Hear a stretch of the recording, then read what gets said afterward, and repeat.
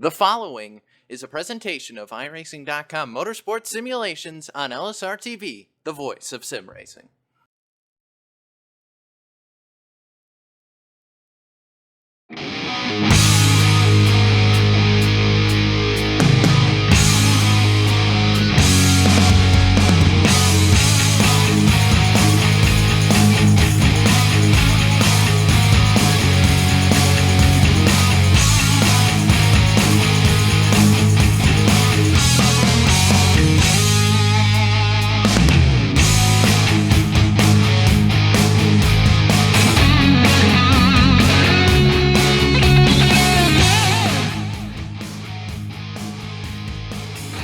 Live tonight from the track Too Tough to Tame, LSRTV. Happy to say good evening, sim racing fans, and welcome to the Darlington Raceway for tonight's coverage of the BNC Lawn and Landscaping 250, part of our continuing coverage of the United Sim Racing BNC Lawn and Landscaping Truck Series. Happy to be back topside with you, myself, Evan Kosogo, alongside with, as always, Austin Coop with you tonight.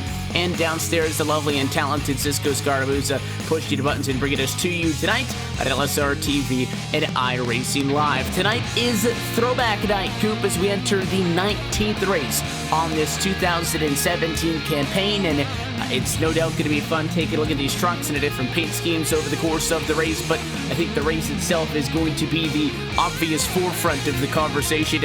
She's a long one at 184 miles tonight, but more importantly, as we've been talking about in the weeks closing down to this point, after tonight, just one single race will remain before we embark on a chase for the championship. So really this time, it's time to go. If you are not in the top 12, you got to figure something out.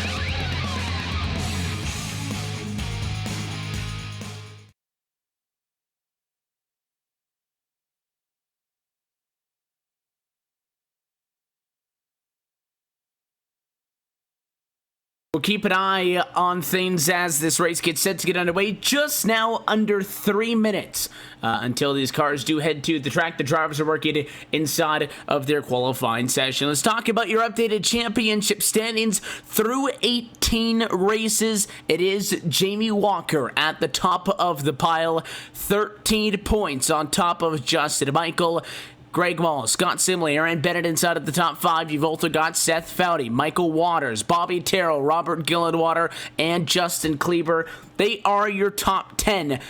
This point on, though, is where things get a little bit dicey, down to that 12th spot in the points relatively comfortably at the moment. Shane Hawther and Dwayne Dunn, the final two transferees, but then you have Stephen Herring, 17 points out of a transfer spot, a little bit of a bigger jump for Scott Formosa and Jason Jacoby. If they want to be able to get the job done, 57 and 67 points back. That is going to require somebody to have a big issue. But for Dwayne Dunn and Steve Herring, 17 points is more than doable to go plus or minus that number in these next 2 weeks. So those guys, I think, are definitely going to have to take it easy and just make sure those cars get to the end, especially if you're Dwayne Dunn having that point advantage as opposed to being in Stephen Herring's boat where you got to try to do something to come up with those points. Yeah, it's definitely Dwayne Dunn's to lose at this point, and he's been really giving consistent finishes throughout the last few weeks, so we'll have to keep an eye on him whenever it starts, and definitely keep our eye on that truck. And Steve Herring has also been consistent, just being a little behind Dwayne Dunn just every time, just losing a couple points here and there, almost like the similar battle for the points lead between Walker and Michael, and they're 13 points between, and we got 17 between 12th and 13th, so we got two close battles that are towards the front and the back of this championship picture here. 2 races to go tonight and tomorrow, or not tomorrow, next week, for say, and a lot can happen in these 2 races. Yeah, and that one and only other race outside of tonight that is still on the regular season is going to be Richmond, which is the typical chase closer, the regular season closer to get things kicked off. That'll be next Saturday night right here at LSRTV at iRacing Live. Usual time, 200 laps out on the short track, and then the championship gets kicked off in 14 days from now. Again, not surprising, the majority of the names up there, but we cannot guarantee you the 12 drivers who are going to be in the chase for that championship. We're going to lock that thing up here tonight from Darlington. We'll take a look at our track facts in just a moment. Let's talk for a brief second, though, about the Lady in Black Coupe, because it is completely unlike any other racetrack that we're going to be going to this year.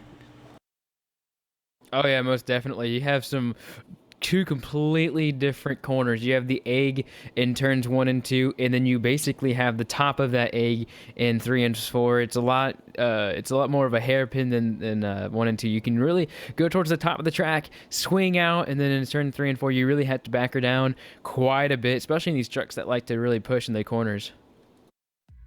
With all of that being said, the qualifying session has drawn to a close, and we are set to drop the 19th green flag on this 2017 USR Truck Series campaign. With that, let's go trackside and take a look at tonight's LSRTV starting grid. Tommy Ryan in the number 6 Chevrolet, gonna get pole position with a 27.760. To get things kicked off tonight, he will be joined on the front row by one of those drivers sporting a throwback paint scheme. The Napa Auto Parts entry Aaron Bennett will start from second. He was the best driver in practice. Jamie Walker, Robert Gillenwater going to roll from behind them. 3rd and 4th to make up row number 2. And Ricky Howell Jr. starts inside of the top 5 tonight as well. Seth Fowdy sporting the SpongeBob Kansas paint scheme of Joey Logano from last year. And then you have Justin Michael right behind him with Jason Jacoby. He's starting in the 8th position. Scott Simley, he's going to start in that 9th position. Then you have Greg Mall in that 12th. Unofficial truck on the outside, starting in 10th. 11th position tonight for Tristan Beats with Robert Barber alongside in 12th. Unlucky number 13 tonight belongs to Chris Cabot. You also have Justin Kleber behind in 14th position. Shane Hother rounding out your top 15. And then right behind him, Michael Waters starts in the 16th position with Scott Formosa on the outside, looking in from the championship, starting 17th, Randy Tesser. 18th, Ralph Vander Voors is the last truck to take a time, 19th. And then the first car truck with a provisional is Michael Priester in that 64 truck. To round out the field here tonight, 4 more drivers get around through a field of 24. That's going to be Randy Yoakum, Brian Cutts, Michael Warren, and Jeff Ryan, 21st through 24th. That's a look at your LSRTV starting grid. So we talk about this, the Darlington Raceway. When you go down to 1 and 2, it's completely different from 3 and 4, but at least when it comes to banking, 25 degrees in 1 and 2, 23 in 3 and 4. Not a lot of racing room. That is the main thing to talk about tonight. As the pace car ducks down and away, as always, we're happy that you're with us tonight on LSRTV and iRacing Live. Tommy Ryan going to come to take the American Ethanol Queen flag, and we are underway from Darlington, and the 6 machine getting well out in front as they try their best to get rid of the double file behind. Yeah, what a great start with a 6 truck, and then right in tow, the 3 of Aaron Bennett actually lost his spot, so Jamie Walker's going to go to that 2nd spot. Already got a car in the wall out of turns number 2, so already this truck that's really difficult to tame. I believe the yellow truck, and it's going to be the number 4 of Robert Gillenwater, started in 4th position. He's already out of the top 10 and into 15th position, so wow, what a huge drop by him. It's already seeing some jockeying for position. Look back up to the lead. Jamie Walker and Tommy Ryan fighting for position already. And can't say that we're surprised to see these guys getting up into the fence. Everybody has heard about a Darlington stripe. We're going to see many of those as the night goes on. There was a battle for the race lead just a couple of moments ago, and we're going to see another one out of quarter number 4, side by side for the top spot. Jamie Walker back down on the inside in the STP Chevrolet, trying to do something, if anything, with Tommy Ryan. Just not enough room to go off into the corner 2x2, and at number 6 machine's going to be able to get back in control, but a truck length this time down the back. Yeah, always trying to get the lead as early as you can. It's kind of the Jamie Walker way, as you see him dive it down to the turns number 3, see if it can stick, and it's actually not even going to get that. It's going to actually leave Aaron Bennett a really easy line on the outside. He's actually going to lose a lot of ground trying that inside line to dive it down to the bottom. Definitely trying to get that lead position as soon as possible. Look at the 18 in the wall. That's going to be the 18 of Ricky Howell Jr. Small mistake turned into a big mistake when the 17 got back into him, but huge problem for the 18 truck of Howell Jr. And they threw it off side by side. And, I mean, the 17 left the 18 space, but he had to really try to get up against the fence just to make that work. And that's really what we saw happen there, just not enough space to continue racing like that. 4 laps complete from Darlington. Things are already starting to get wild. The top 2 trying to pull away a little bit. Tommy Ryan, pole sitter, still in control. And Aaron Bennett, who started on his right-hand side and second, continues to run there at the moment. Right on the back bumper, I might add. Off to quarter number 3. Caution, though, going to fly behind your race leaders. Something going on down the backstretch. Yeah, trying to find out exactly what's going on. Saw a car in the apron. I'm going to get it to you here in a second here. Trying to find out exactly what issued this caution. It looks like might be the 87 of Justin Michael. Right, that'd be a big deal considering how many or how long that truck's been able to. Yeah, he got right loose out of turns number 2, came right back up the track, and I thought there was a blown motor, but just a single car spin actually is going to create that caution. Uncharacteristic for that 87 though. It is a tough break. The good news is the car is in one piece. He definitely could have ended up at the inside fence. We've seen a lot of people get loose at it too, and that car doesn't snap back up the hill. Sometimes that's bad. When you go for the overcorrect, you come back up in front of traffic, but a lot of the time, people just can't catch it off of the corner here, and they plow it right into the inside fence. So could have been a lot worse. Obviously, Justin Michael would have preferred to do without that. He started inside of the top 10, and I think he's going to fall back to, he was scored 17th or so the last time around, but he is going to, I think, maybe even get a spot back in line as we see race leaders headed down pit side for the first time tonight. Pit road here at Darlington, also a little bit unique compared to some of the other tracks that we see on the calendar. Downhill slope down to the entry. Yeah, all these trucks are probably going to take at least 2 tires. We'll see which ones take 2, which ones take 4. It looks like the 18 went through his box there a little bit, and looks like most of these drivers are going to take 4. I don't see any 2-tire takers at this point, and all these drivers are going to come off. Look at Jamie Walker. He's going to get off pit road first, it looks like, and I tell you, that driver who came into the pit road third is going to come out first. Meanwhile, for the rest of the guys, nice in and out, and obviously not a whole lot of time on these cars, but was interesting to see that the call was 4 tires and go, considering it was a 5-lap green flag run.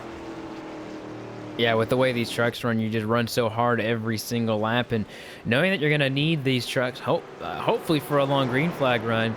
You saw how distanced these trucks got after some time.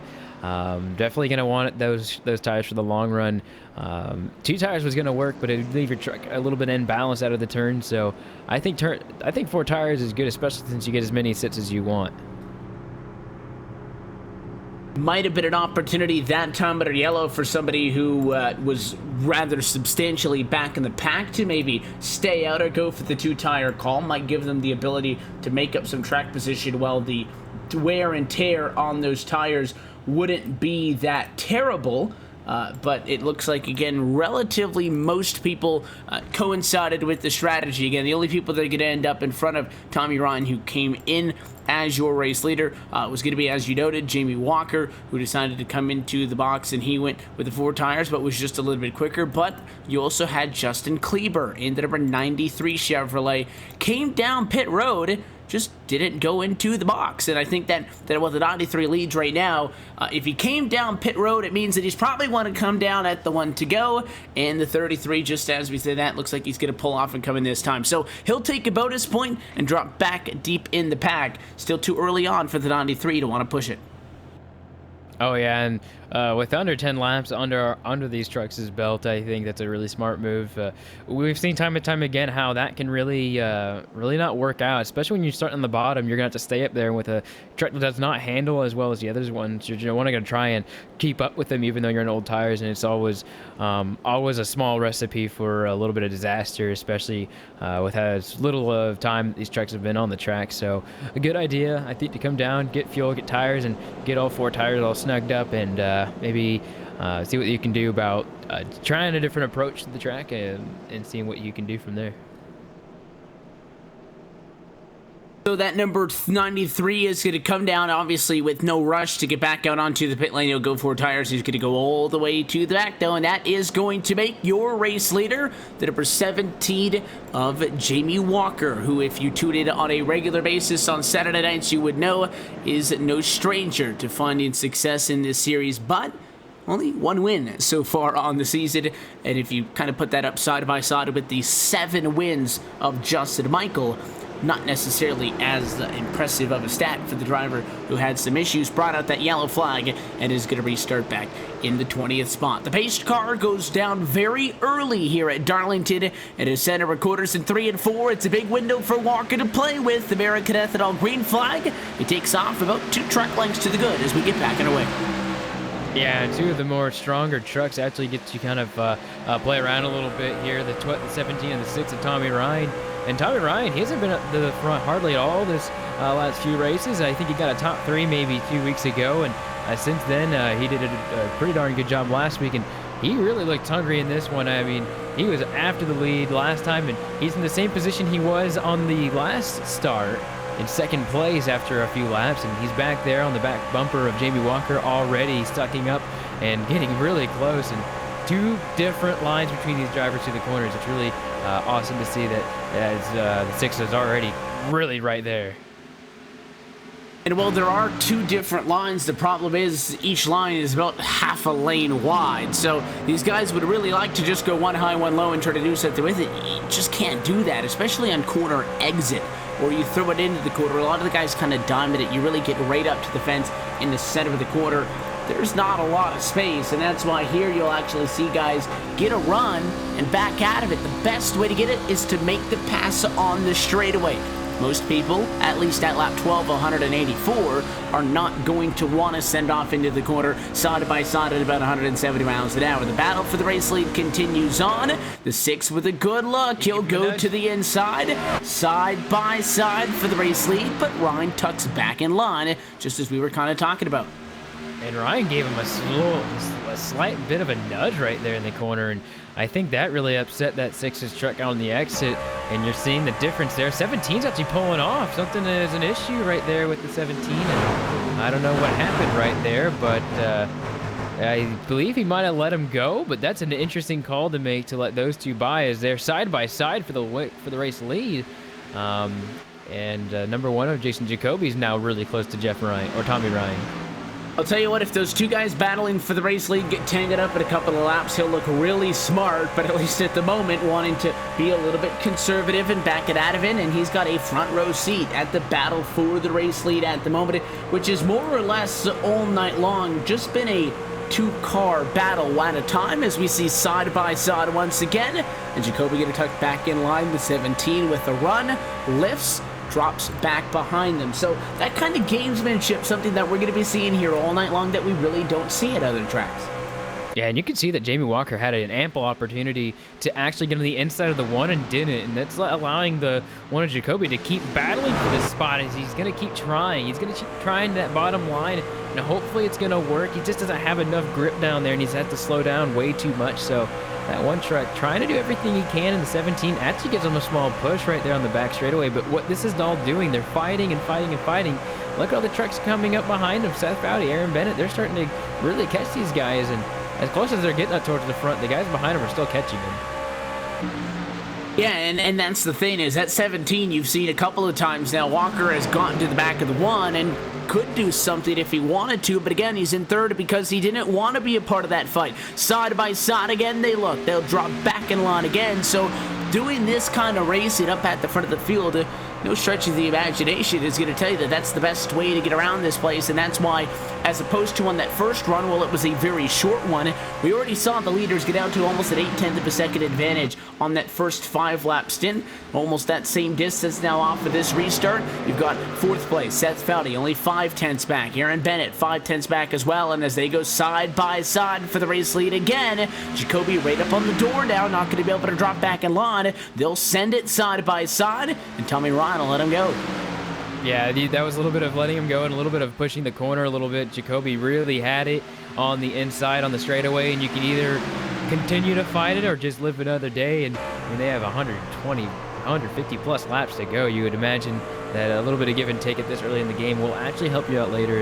And believe me, Jacoby will remember that later if it comes to it in the middle of the race. So at the moment, there's still nose to tail, and these top 5 trucks, definitely got to talk about them. Jacoby, Ryan, Walker, Foudy, Bennett, and you know, all these trucks have been up towards the front a lot, but some of them we haven't talked about actually having a good chance to win, and that'd be Seth Foudy for sure. That 22 truck always been up towards the top 5. Almost every single race at least pops in there once or twice, and he has a good opportunity today to do something. Meanwhile, from the top to the bottom, still with 22 trucks on the lead lap, as the night is still young tonight from the Darlington Raceway. Only one driver is off of the lead lap. That is the 5, Chris Cabot, and he is still in this race. Only 1 lap down at the moment. Is working with some damage on that Tide Chevrolet. Lap traffic has not been a concern quite yet. There are a couple of guys who have got beaten up here and there. Again, we will make it sound like the Darlington stripe is very normal, and it is. As we take a look at a challenge for the number 2 spot, Tommy Ryan holds the top and lets the 17 go. So just as he did for Jacoby, Walker get a slot into P2. But there is a Darlington stripe, and then there is hitting the wall. Some substantially harder than others. You saw the 8 machine as the leaders went by on the inside there. Shoot some sparks off for the right size as he grade the fence. That's what we expect to see. Hit the wall, it's going to hurt the truck regardless. So there's a couple of guys with damage limping around that we're going to be lapping not all that far from now. I tell you what, that really upset the momentum that Jacoby had. He was pulling away from some of these guys in front of him, and whenever he had to pass the lap truck on the inside, as you typically would not, it's a little bit backwards. You'd expect to actually have a better time of going on the inside, but at a track like this, being on the inside is not as easy as you clearly are seeing. The trucks like it up towards the top in turns 1 and 2, so definitely upset that. And then the 17, Jamie Walker, started to catch him as well. Jamie Walker also got that position right before that as well, so a little bit of momentum on the side of the 17 truck. Has a little bit right front damage, but nothing we're not accustomed to seeing at a track like this. Actually looks like those top 2 starting to run away with it now as Walker starts to put it to him. Started in 3rd, runs in 2nd at the moment, and again, they were given the benefit of the doubt twice by Tommy Ryan. They got to him once. When I say got to him, I mean got side by side with him. You can get to the inside, get on the quarter panel. He's not going to let you go. You'll see somebody drop back in line, but once Jacoby got there side by side, Ryan let him go. Once Walker got to him side by side, he let him go. I'm not sure if Jason Jacoby's going to let Jamie Walker go. They have been all over each other, not to the point where they're hitting each other, but I'll tell you what, that 17 has been all over the deck lid now, continuing the pressure, trying to dive a little bit low off for the quarter, about center off. That one makes that move to the inside a little bit later. Looks like he's definitely searching for a way by. And the closer you get to that driver, the closer you can get to them, the more likely they're going to be looking in their mirror more, and the more likely they're going to be making a mistake. I think it's easier to be the hunter than the hunted. And I know it's only lap 25 and going to 26 this time by, but even at this point, being the leader is such a is the place you really want to be, no matter what racetrack you're at, because you feel at least that you're in a little bit of control. Here, you still feel that way, but when you're Jamie Walker and you're just breathing down your opponent's neck, I mean, the point for a mistake is definitely high, and I think Jacoby's definitely got to just be calm and collected as we are seeing him out there. But Tommy Ryan's also starting to get back into the picture as we're going to approach lap 27 this time. Yeah, tonight's race again at the Darlington Raceway, talking about the distance of this racetrack, 1.366 miles. So a very interesting number compared to your typical 1.5 or so, but by the time we get to the end of this race, it's not really any longer than we normally see, 151 miles when we come around to take the checkered flag when it's all said and done. So it is more or less a regular race. It does take a little bit longer to get around this racetrack, 28-second lap times, 28.9s the last couple of times by, so these guys have already fallen off a second with about 15 laps on the tires. So it's something that I'm going to be looking forward to seeing is when we get to a really long green flag run, just what is left underneath these trucks. And if maybe these guys who up inside at the top 3 have been putting on a great show for us may not have been making the right call, and maybe somebody hanging back in 4th or 5th will come up here in a couple of laps by conserving the tires and saving that equipment. Oh yeah, looking at the lap times, I'm looking at Jason Jacoby's lap times, and the first 5 or 6 laps are actually quite there, and then they just absolutely drop off consistently, or should I say top like first 10 laps off a run, and they're about on the 16th lap of this run, longest run we've had all night under the green flag, and I tell you, I mean, as hard as they're running next to each other, they're still putting down some of the like extremely fast laps. I mean, they're only a second off some of their practice times and even their qualifying times at this point. So this is definitely good to see. You're seeing actually Jacoby get a little bit of a pull from the 17, and Walker's actually going to give that up. And we've seen him do that once. Perhaps he's going to try and cool his tires down, but you're going to lose that position there. Easier to lose it on the straightaway than in the corner, and I think he knows that later on. It's going to be nice to know that the 6 might do the same for him. Well, you had just said earlier on with Jacoby being let go by Tommy Rahn in what was a battle for the race lead, that's something that he will remember later on. Jamie Walker, who is in that number 17 machine, in a position where he was letting people go earlier, and, that favor will be repaid as he also lets the 22 with Seth Foudy go. So these guys are doing a really good job of playing nice, and that's not typically a sentence that you would associate with this track, but I think that if there's one guy who's not on the same page and he's going nuts into the corner, throwing it side by side, 30 laps into a 180-plus lap race, and I don't think anybody's going to get home in one piece. So these guys doing a good job of taking this race and approaching it methodically from the start, not really pushing it quite yet. Yeah, I think Kelly Dahl said it best last week, how this is probably the most cordial group that we actually are able to broadcast. These guys are extremely clean racers and quite spacious when it comes to it, although looks like Seth Foudy may have actually ran into the wall right there, giving that spot back to the 17 of Jamie Walker, and it looks like they're going to continue to do battle here on out of turns number 4, watching this battle here. And but going back to what Kelly said, these guys are so clean, it's almost remarkable. Even last week at a track like Bristol, we didn't see those tempers fly like you do. It's really awesome to see that these guys race side by side and have the ability to do that without really getting in anybody's way. Seeing if there's any other battles going on throughout the pack. Good one right now for about the 11th spot, but it is not for position. Jeff Ryan, who is a lap down, has been trying to work his way around some of the lead lap tracks who don't necessarily have as new tires as he does. That's something that we really don't have to talk too much in depth about until we get to maybe a cycle green flag service, and then that's definitely going to be the topic of conversation, because any other racetrack you can more than less get out of the way if you're a lap truck, go high or go low. Not really the case here at Darlington. Everything is just a little bit different as these guys continue to work. Now a battle for 11th though, because Robert Barber going to lose a lot of speed out of quarter number 2. I think he let Michael Waters go in at 55. Yeah, this little group right here is really starting to pick up. It may not be at the front, but these guys are really trying to do everything they can to get each and every position. If a caution comes out, you want to be as close, though, as you can. Look at Shane Hawthorne and the number 88 of Barber. They're battling right there for 13th position, and it got really close. They're going side by side right there in turns number 1. Those two still fighting for everything that they've got. Some of them are just a little bit low on power, it looks like, with a little bit right front damage on that number 11 truck, and I bet you that these guys are trying to do everything they can just to stay competitive with each other, but they're 20 seconds behind the lead lap and 8 more seconds behind, and they're going to be getting in the clutches of the leaders. Yeah, that's another thing that you have to worry about, is when is it worth it? Sure, you want the spot. You'd much rather finish 12th and 13th, and you'd much rather finish 11th and 12th, but at the same time, you don't want to work. Oh, and now the 88's in the fence. There goes Barber, and hard contact into the inside wall. Caution. And just as we were watching that, he gets into an accident. Yellow flag is out. Yeah, watching him get out of turns number 2, just got the Darlington stripe and then definitely got the huge hit right on the inside wall. Definitely one of those ones that it's really difficult to break, to get that one back up. Once you're on the outside wall, you can try and slam the wheel to the left to try and get it out. Didn't even look like he did that. It looked like he just got on the wall, was trying to just get off it, just tug the wheel a little bit left, and really that was all she wrote. Tough break, and that goes right back to what we were talking about on that first accident, Coop, about how obviously not a good experience for Justin and Michael to lose the truck, but a lot of time people can't correct it, and that's a perfect example there. 88 had that wheel deadlocked to the right, just wouldn't go anywhere.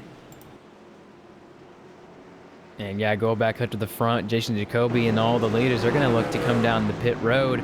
They're all the way down on the apron, they're obviously giving the sign that they're going to come down and get service on all these trucks, and they're going to make the very long snake and very long time down to pit road. Very long pit road this track is. You don't even get to your pit stall until you're about 15 car lengths down there. So it's just now hitting their pit stalls, and they'll get the first pit stall of all these trucks here in just the start-finish line, I do believe, here. So pit stop's underway as the one truck leads them down. They are going to be down for service. It is that little bit of a downhill slope. As I noted, it's not really anything that I think is going to make it that much more difficult keeping yourself at speed. It's just one of the little quirks of an old racetrack. So that number 1 Jason Jacoby in first. He's going to go way back in pit stall number 8, though, where he qualified tonight. And no surprise, the call is going to be 4 tires and fuel. Race off of pit road. He's already back up to speed. He is not going to get it. Second time. How about Jamie Walker? Going to put himself back in control. Yeah, and looking at the 17, that's the second time he went from third to first. So something's going really good with that 17 truck as he's able to get a second victory off pit road, starting not in first, and that's pretty impressive off these kind of pit road situations. So it was a good work by those guys for getting the job done. Jamie Walker, the first driver off of pit road, not pitting that time. Jeff Ron going to look for a wave around. As we pace for the second time tonight from the Darlington Raceway, we'll take an opportunity. Quick caution flag of our own. Step aside, be back in a moment. You're watching LSRTV's continuing coverage of the USR BNC Lawn and Landscaping Truck Series and iRacing Live. Your race leader is Jamie Walker. iRacing, you wanted the best, you got them 4 abreast, often imitated, never duplicated, the greatest show on dirt, the World of Outlaws.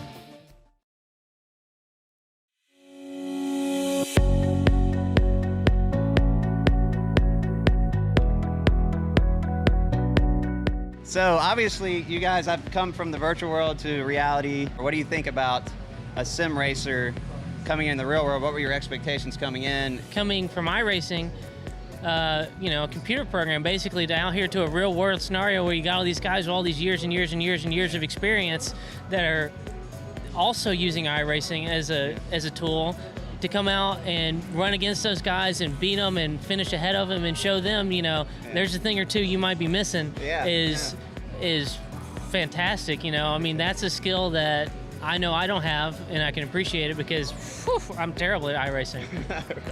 Glenn was able to come into the team. We did a lot of preseason testing, actually a full season's worth of testing before we even started the season. And he came in, there was a lot of sectors that he was the fastest guy out of our team. And Sparky and I looking at data, trying to catch up to him through some turns. And of course, some places Sparky will be the fastest or I'll be the fastest, and Glenn is able to learn from, what we're doing and vice versa. So it was excellent to see his pace. Welcome back live to the Darlington Raceway. Lights are now out on top of the iRacing.com official pace car, so we are going to get set for a restart. We will do so with 41 laps complete this time. At a quarter number 4, Jamie Walker, Jason Jacoby, Tommy Ryan, Greg Mull, and Seth Foudy. 1, 2, 3, 4, and 5.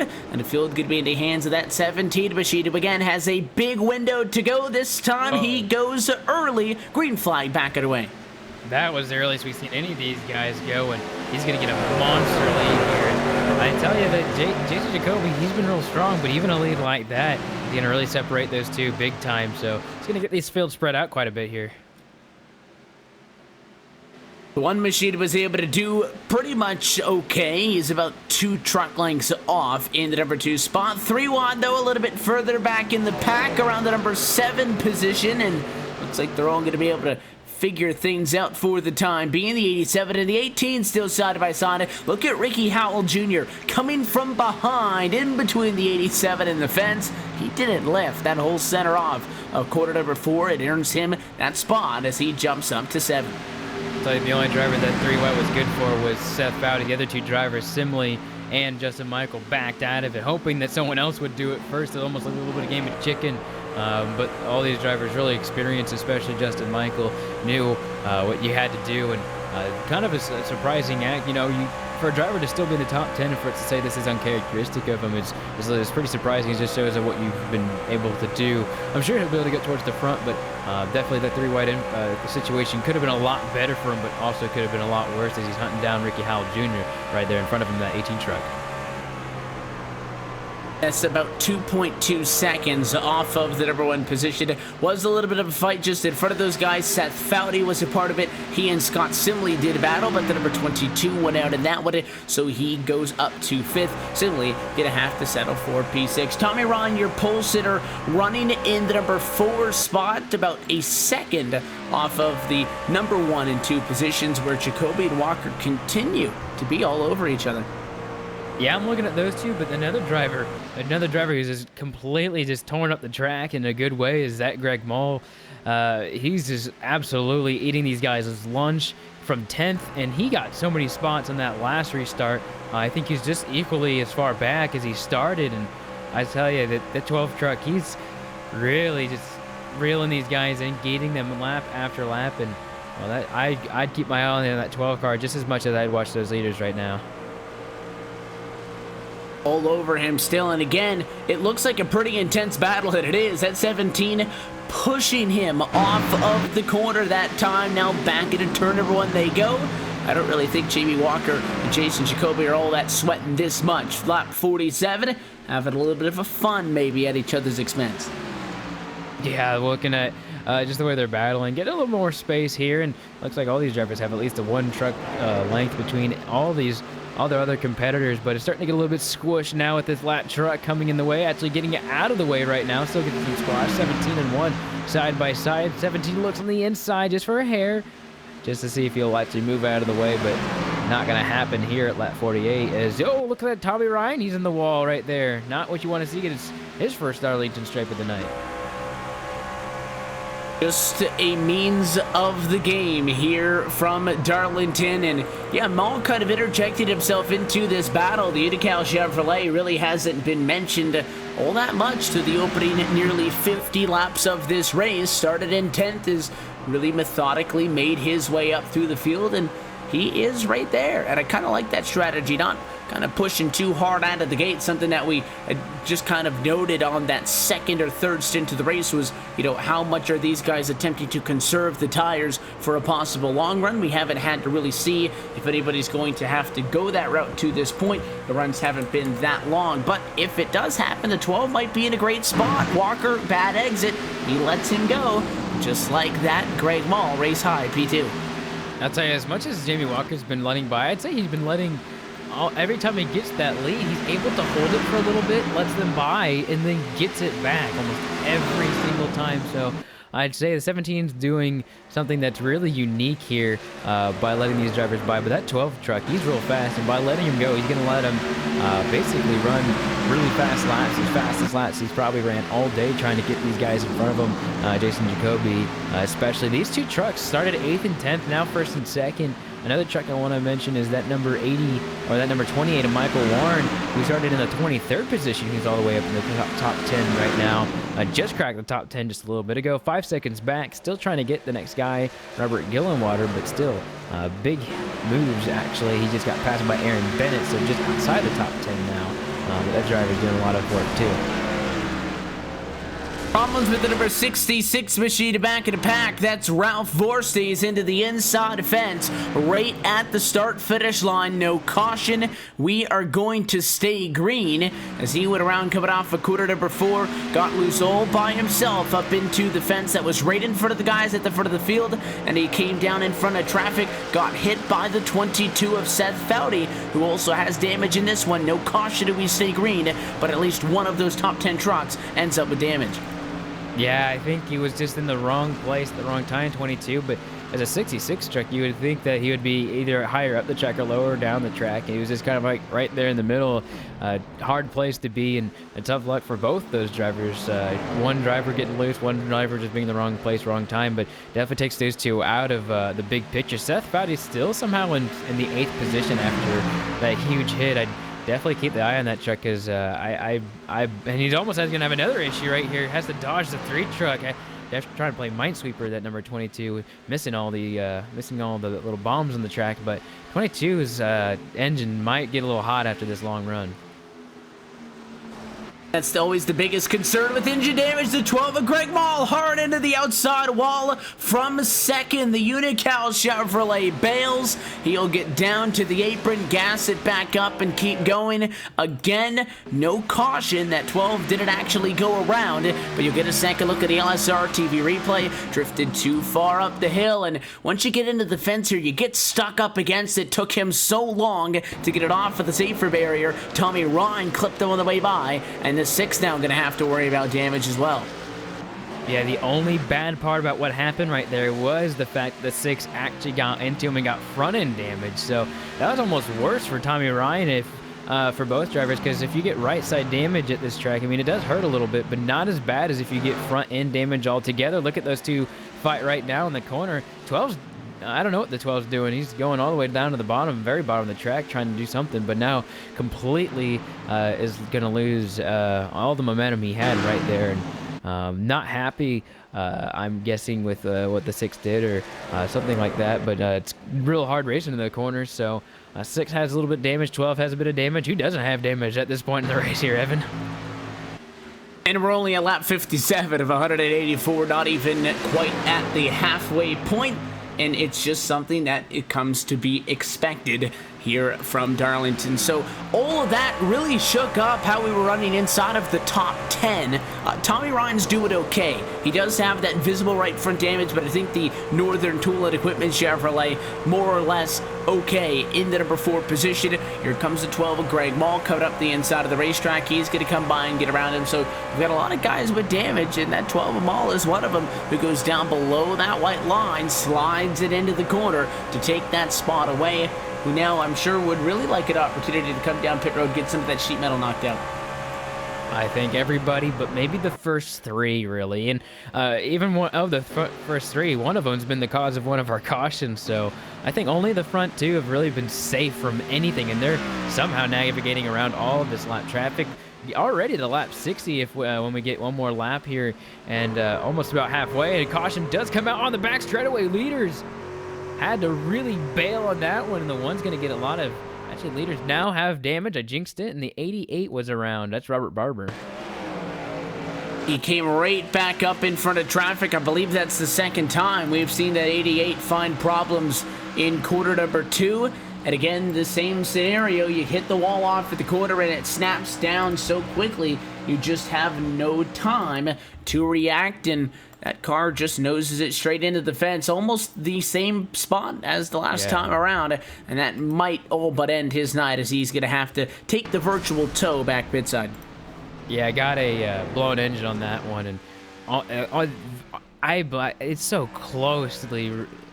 looks like the last one, almost exactly like the last time you did that. So I mean, if you're gonna have the same issue, it'd be weird for it to be the exact same way. Lightning strikes twice, but that definitely struck twice for the 88. Hard hits both times, and the second one knocked him out. So those guys who wanted an opportunity to come down pit road are going to get their wish. Pit road is open this time. 60 laps complete, more or less the 1/3 marker tonight. And our BNC Lawn and Landscaping 250 from Darlington. And we'll see what the one machine Jason Jacoby can do. Lost the race late last time down pit road as he heads to the box. Yeah, watching all these drivers safely and more methodically trying to get in their pit boxes as cleanly as possible. Looking at the 6 car as well, getting down to his pit box. He has the first pit stall, which doesn't necessarily mean you're going to have the best chance at getting in the first place, but Walker's definitely not going to get this one. Big lead by Jacoby. He's definitely going to retain that lead, and top 3 as they came in are going to leave just the same. So mission accomplished for that number 1 Chevrolet. Jacoby, Walker, Michael, Howell, and Hawther could be the first 5 drivers off of pit road. That number 11 machine of Hawther actually did not come down pit road, blended in line. Aaron Bennett going to be able to pick that spot back up. Our coverage tonight of the United Sim Racing BNC Lawn and Landscaping Truck Series, as it is all season long, is brought to you by none other than BNC Lawn and Landscaping LLC. Based in Frankfort, Delaware, you can check out BNC for all your landscaping needs, including turf care, mulching, snow removal, and more. They are professional, licensed, and insured, and you can contact them today by chatting with Aaron Bennett at BC_lawn_and_landscaping at yahoo.com for more information. Proud title sponsor of the United Sim Racing Truck Series. So lights should be going out the next time around as we get set to get this thing back underway, and I think that last green flag run was more or less the same distance as the one prior to that, so we might have a rough idea, Koopa, when these tires really start to fall away.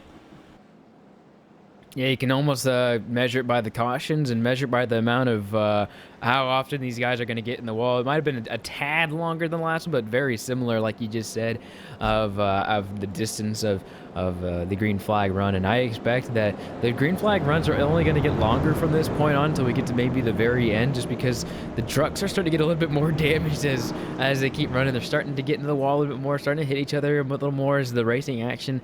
You expect this much at this track, as tough as it is to run, and the more damage you get, obviously, the slower you're going to be. And the only 2 trucks that really don't have damage are this front 2. And they did get damage, actually, on that last little caution. In order to avoid the 88, the one car of Jason Jacoby slammed on the brakes, and 17 was not 100% ready for it. And they had a discussion on the radio, cleared that up. But looks like the rear deck of the 1 is pretty crinkled up, and I don't see too much damage on the 17 truck, but definitely one things to look after, as a lot of trucks have front end damage, and those engines will start to get warm if we have a really long green flag run.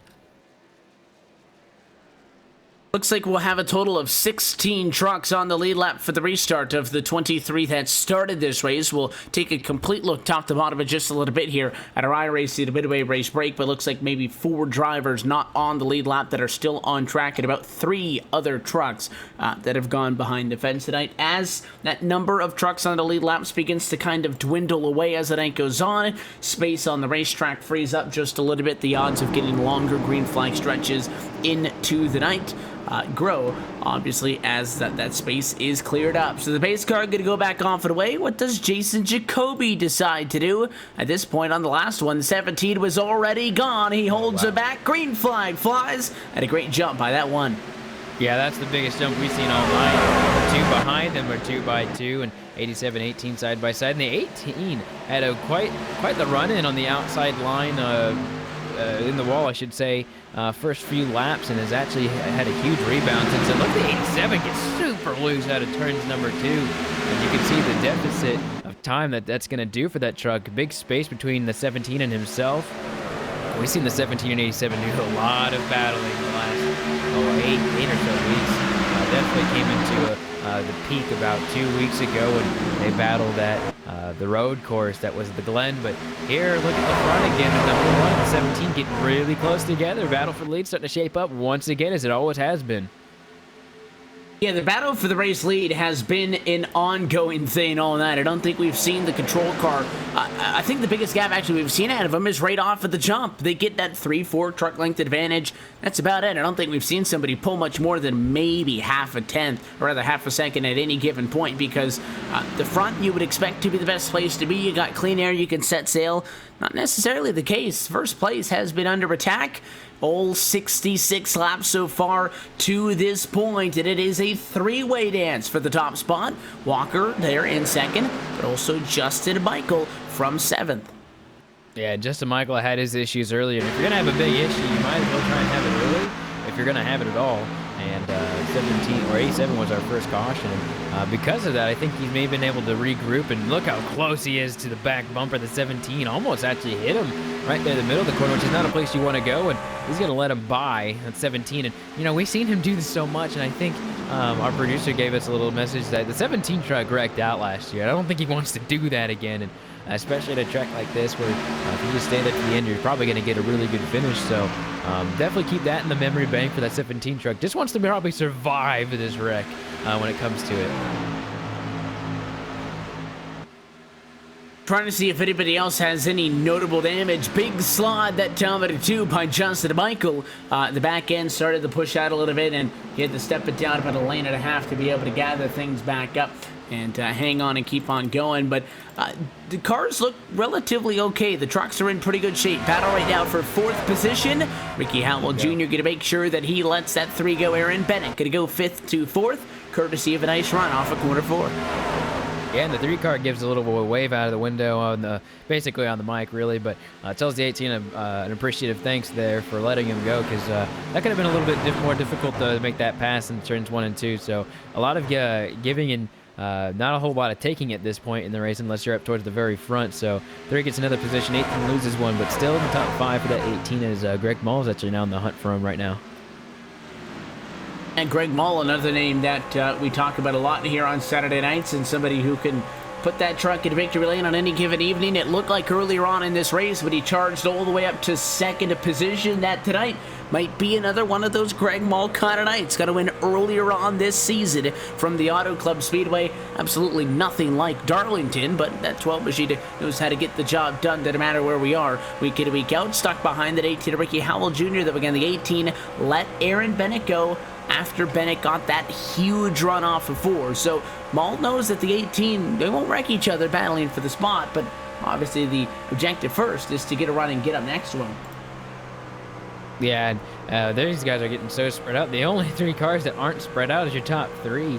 And the more you get spread out, I think the more comfortable that you at least feel with the racetrack. And maybe not be said for the top 3, but if you're Aaron Bennett watching these 3 guys, you might be smiling, just say, I'll catch them, I'll get up there as fast as I can, but I don't maybe want to be in that mix quite at this point. And the 18's thinking the same, and Greg Mull's just thinking maybe it can take off some laps, get a long green flag running, and see what we can do.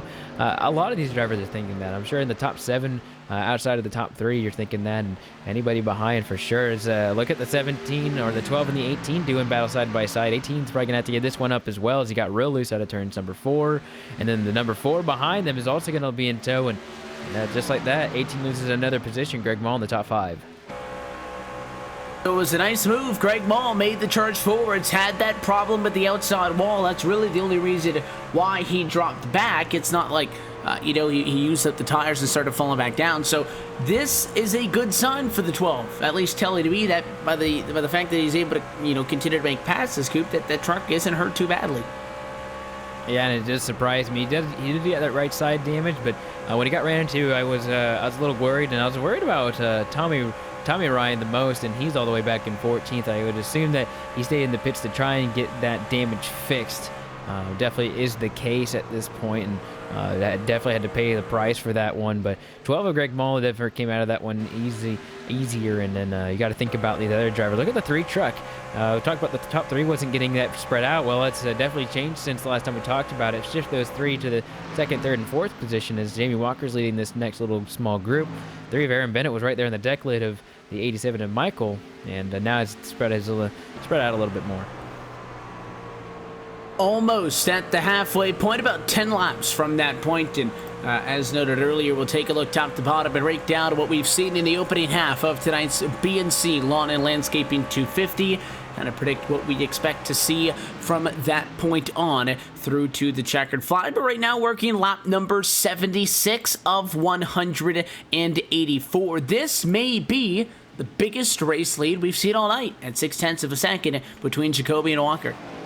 And I said a long while ago that this one car just really looked strong, and with that damage, I thought perhaps that would slow him down on the straightaways, but it just appears that he's really doing pretty well. But cut that lead in half, actually exactly in half. Jamie Walker absolutely just took that lead down. So Evan, what you just said, he just proved you wrong. That 17 of Jamie Walker, he's like, I just let you have it for a bit, but trying to teasing him with back. us. That's what it is. Teasing him a little bit, but I'd say there's no teasing about these 2 guys up front. All 4 of them really are just going as hard as they can. I think Jamie Walker wants at least one more win before the regular season's over, and Jacoby, the same with him. He definitely wants to get back up there and win. I think that you're right that any of those 4 guys up at the front of the field could have a legitimate shot at taking home the win here tonight, and it all just has to do with track position, and they look also even by the fact that they've been battling so much over the course of the night that I think it's realistic to say that they can't really give an advantage to either or of them because right now, too early to call it. This race, I don't think, based on what we've seen so far, is going to go green to the end of it, although we did note as trucks begin to fall out of the race, there's more space at a racetrack, and, history will tell you chances of caution flags begins to fall down as that goes on. But I think that these guys have a couple of excited restarts, and what I can't wait to see is green flag pit stops through the opening half of this race. We haven't seen that yet. Oh yeah, and they will definitely come. These limited fuel cells definitely get that in these trucks. And with the way these guys are driving, talking about more about how they're driving and whether you're going to go for that short pit or long pit, that's also an option for these drivers. Is trying to maybe split it. These drivers may or may not know what they can do on that. As looks like Jamie Walker may have barely touched the outside wall, but every time these drivers go around the track, it's almost like they can't even replicate a lap if they wanted to, and I think we're seeing that with the different times between Jacoby and Walker. About the same last time by, but watching them almost every time they go in the corners, you can at a 1.5 mile you could almost replicate it if you wanted to, but a track like this where you're trying to throwing it in, I believe that these guys are trying to just hold on to the trucks as much as they can as they get through each corner. 4/10 now back is Jamie Walker, so he has kind of balanced out about 6 or 7 lengths off of the one. It's closer than what I saw it at 7/10 of a second, but I think that's a great spot for the STP Chevrolet to be in. I would not recommend actually being on somebody's bumper like these guys have been for the opening 70 laps of this race. I would not think that being right on somebody like that is the best of ideas, especially at Darlington where they get up into the fence, you're both going. So I think Walker's in a pretty good spot. Lost a little bit of time the last time by a 10th better in favor of the number 1 in front of him, but he's close enough to where he has not lost contact with the 1, but far enough back where if Jacoby were to have some problems, I don't think they would become his. Yeah, that's such a good point to make, is that when you do have an issue, we saw it with the 12, if you have an issue and someone's really close to your bumper already, you may not have enough time to react. We saw it with the 22 as well, and he's clear back, barely in the lead lap in 14th with a absolutely damaged truck at this point. And these 2 trucks up front, I mean, Jacoby's pulling a little bit away from Walker, but these 2 are absolutely pulling away from the rest of the field. The next truck back is 2.1 seconds away from Jacoby, and then you got another 2nd and 6/10 between him and Justin Michael. So the field is getting really, really far away from these top few drivers. And just as much as I like to see that, caution flag's going to wave for the 4th time, I believe, tonight. Simon says turn number 2 once again. This time problems for Michael Warren, who is running in the number 8 spot, and in fact running pretty good after starting 23rd. Got up into the fence, snapped back down the hill, couldn't catch it into the inside wall when it was all said and done, and turn number 2 takes another victim. Yeah, looking at that again, it looks like he tried something really different. Went below that white double dotted line, or just regular single dotted line, and you really can't do that at a track like this. And maybe he got loose into the corner. Didn't really look like that, but once he got below that line, it was kind of end of the story. Is you could only try and slow down, and even at a track like this, you're just going to go straight for the wall. So another one off turn 2. All 4 of them really actually have been off of turn 2. Pit road is going to open up this time, and my wish of a green flag pit cycle is going to have to wait at least one more run. You can see that these guys getting down nice and early into the corner. By the way, this is all part of the racetrack till that yellow line shows up, but really the banking of the 20 degrees is only above that white line, which is why the racing surface is so small. And last time Jamie Walker came down pit road on Jacoby's back bumper, he passed him on exit, so we'll see what they do this time. Yeah, and a little bit of gains going in the entrance. 17 looked, oh, whoa, looks like a little bit of contact right there on pit road. Don't see that very often, but 17 was so close to Jacoby right there. Looks like Randy Yoka may have stayed out for possibly a lap to lead.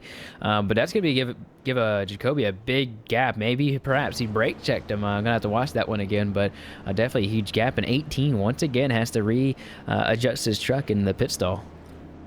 I thought he might have just tapped the brakes too, as the one goes with the 4 tires, and he'll get back off at a pit lane, and he is going to win the battle off of pit road. Side by side for second.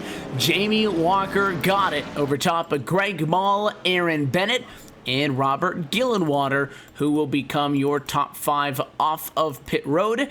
Over Randy Yoakum stays out. He's your race leader at lap number 87. Halfway home tonight from Darlington, we'll take this opportunity, step aside, and go LSRTV non-stop, so you don't miss a moment of the action. You're watching our coverage of the United Sim Racing BNC Lawn and Landscaping Truck Series at LSRTV, the voice of sim racing.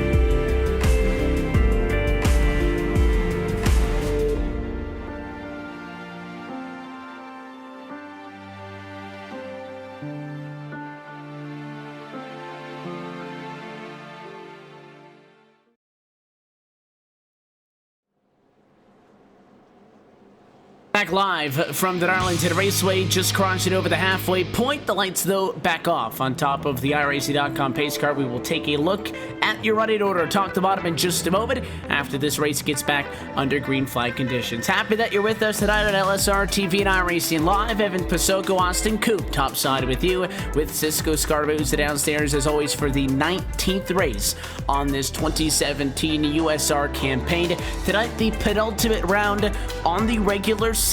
We will make sure that we get our 12-driver chase grid all notched up nice and pretty in 1 week's time from tonight, where we will have the regular season finale from Richmond. It is at that point where we will know who will battle into the first round of the chase in search of a championship. But not to get ahead of ourselves, we've still got about 90 laps to go tonight for the Darlington Raceway. The pace car down and away, field in the hands of Jason Jacoby, held him back a lot longer once again. It works as the one truck takes off. And everyone behind row 5 just did not go, so leader's going to take off quite well. 17's going to get clear, and they're snaking their way through turns 1 and 2. Greg Mall gets in line, 3 gets in line, 18 gets in line, so looks like 2 wide, 22, 87 back there.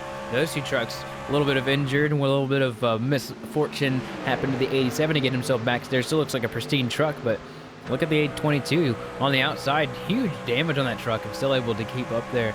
87, don't know what happened to him, but he somehow got right there in the 9th place.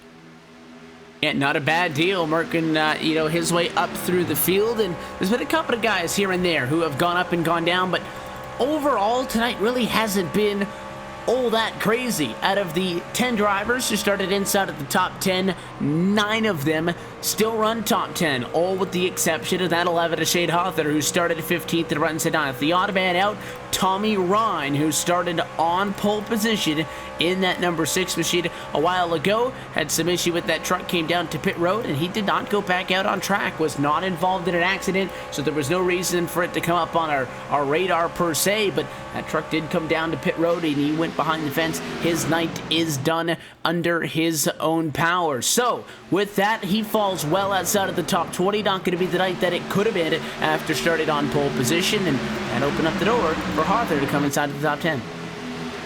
Yeah, I do believe he got some right front damage, but I didn't think it was going to be that much to take him out, but possibly some other issues going on with that team. Just going to have to get the details later, but back up front, number 1, 17 truck going back to battle again, and there's a small battle behind them as well. It looks like 2 wide for the top 5 position. The 18 truck side by side with the 22 of Foudy. Foudy's really back on it. Really close racing here for the top 5 position. Gilwater's trying and hold them off, and they're getting a little more aggressive here through the corners. They're not giving as much as they're trying to take, and it's getting really obvious here through the corners. Yeah, 94 laps into this thing now. Things are going to be getting a little bit more excited as the night goes on and on and on, and everybody trying to do their best still to be courteous and give space. Waters was way out of the way, as we saw him that time in 2, trying to give space, but at the same time, you have to expect, especially once we get to the lap number 100 marker, that things are definitely going to get jacked up. Yeah, and just as soon as they were side by side, they equally just got single file, and it's almost about who's going to be able to get that good run off the corner. And believe it or not, there's there's no battles really actually on track, which is the soonest it's actually been, but we do have some really close racing. Oh, look at the 22 in the wall on the outside, 87 on the bottom now. Turns number 4, and 22 has been having a horrible night so far, and it doesn't make it any easier when you can't even try and hold up the guy behind you to keep your position. But at the same point, Justin Michael also trying to get as many breaks from anybody he can, already back up to a starting position here in the back straightaway. I'm not sure how hard it would be to get a camera shot of it, but if you get a look at SpongeBob on the hood of the 22, that's probably what Seth Foudy feels like right now, because, I mean, the truck hasn't been bad. He started 6th, he's running top 10, but definitely the damage isn't helping his cause out that much at all, and it is frustrating, especially at a place that is so difficult like Darlington, where you can do very little to really change your lineup and, try to make something happen. If the truck isn't good, the truck just isn't good. And, you get into the fence and you tighten that truck up and it really starts to become a handful. Yeah, and there's going to be we've seen a lot of onboards of these drivers, but just to see how close these guys get is pretty impressive. And on board right now, and you're just seeing how close these guys get, and especially in turns 3 and 4. You definitely see it in turns 1 and 2, but I was about to go in turns 1 and 2. Definitely going to see that these drivers get so close up to these walls. It's no wonder that these guys actually hit them and scrape across them as they go side by side sometimes. Even by themselves, it's no wonder as well. Rule of this, guess who? Walker and Bennett battling, for position. Bennett has fallen off just a little bit, and it's allowed Jamie Walker to pull away just a little bit and battle with Jason Jacoby once again. So it looked like for a moment maybe the one was going to be able to get away. Not so fast. It's a 1/10 of a second gap, about a truck length and maybe a half. That time but a quarter forward between the top 2 on track as the battle for the top spot, unconventionally as it may be, continues to be the best battle we see anywhere on track, and it's been this way all now 100 laps, this time by 84 to go. And looking at their lap times, it's unbelievable how close they are in times. I mean, they were no more than a few 1,000ths of a second last time by. The time before that, just a 100, and it's impressive how close they are. Now that's a little bit bigger of a run that Jacoby had off the corner and got himself about a 10th now difference.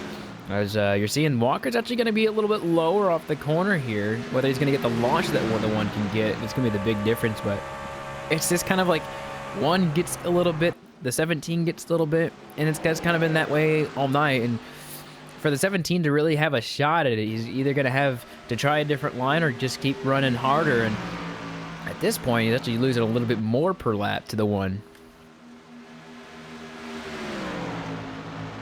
And it'll go like that here and there, gain a little bit, lose a little bit, lap in, lap out, and that's all part of the game. But Jamie Walker has been second for quite some time. He has not let Jacoby get away.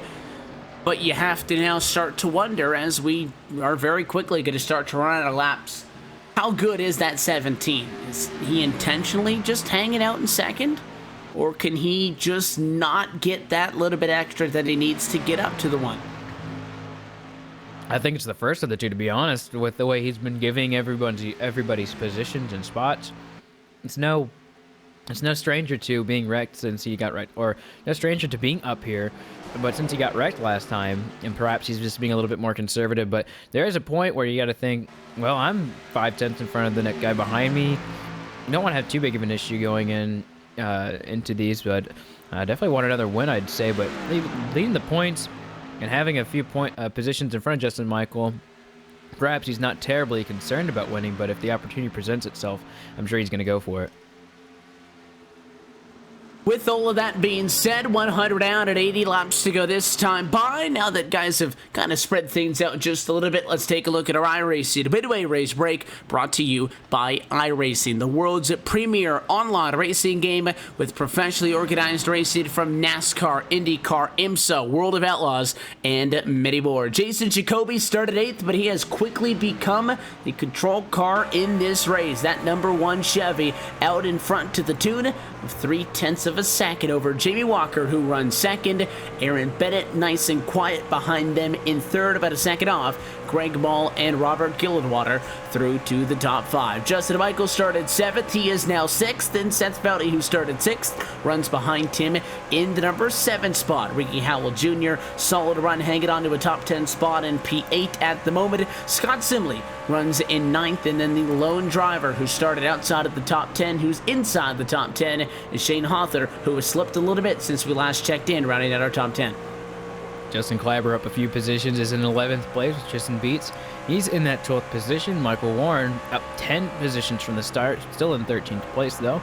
And then their first car 1 lap or 8 laps down, Randy Tesser. Then Chris Gabu, he's in the 15th position, 11 laps down.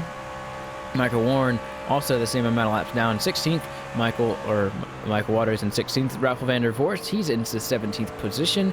And swap that around, Guibo is actually losing a lot of positions as he's off the track right now. Randy Yoakum is in the 18th position, and then Tommy Ryan, 19th. Jeff Ryan in the 20th position. Michael Priester, 21st. Scott Formosa, 22nd. And then Robert Barber is your last car out there in 23rd. That's a look top to bottom at your iRacing, a midway race break. For more information on the wide variety of sim racing possibilities online, you can visit iRacing.com and sign up today. And that wide variety had a little bit of extra added to it recently. Jamie Walker into the fence, though, from the number 2 spot. Adding another Darlington stripe to the STP Chevrolet. Wasn't that big of a lick, but he got into the wall about twice in the set of 3 and 4, and it did slow him down a significant margin. Now I can say it's the biggest gap between first and second all night, 1.2 seconds. And by a large margin, too. The 1 is definitely going to be like a little bit relieved that someone's not breathing as his neck. Ever since the drop of the green flag at the beginning of the race, it's all been about go time for the number 1 machine. And finally, I mean, it depends on if he wants to finally, like, you know, be easy on the truck, but the distance that he has between himself and Walker is massive. It's 1.5 seconds, almost an entire corner when you're in 1 and 2. So big break for the 1, and what a tough break for the 17. And Aaron Bennett's right there as well. Maybe try to get another spot for him.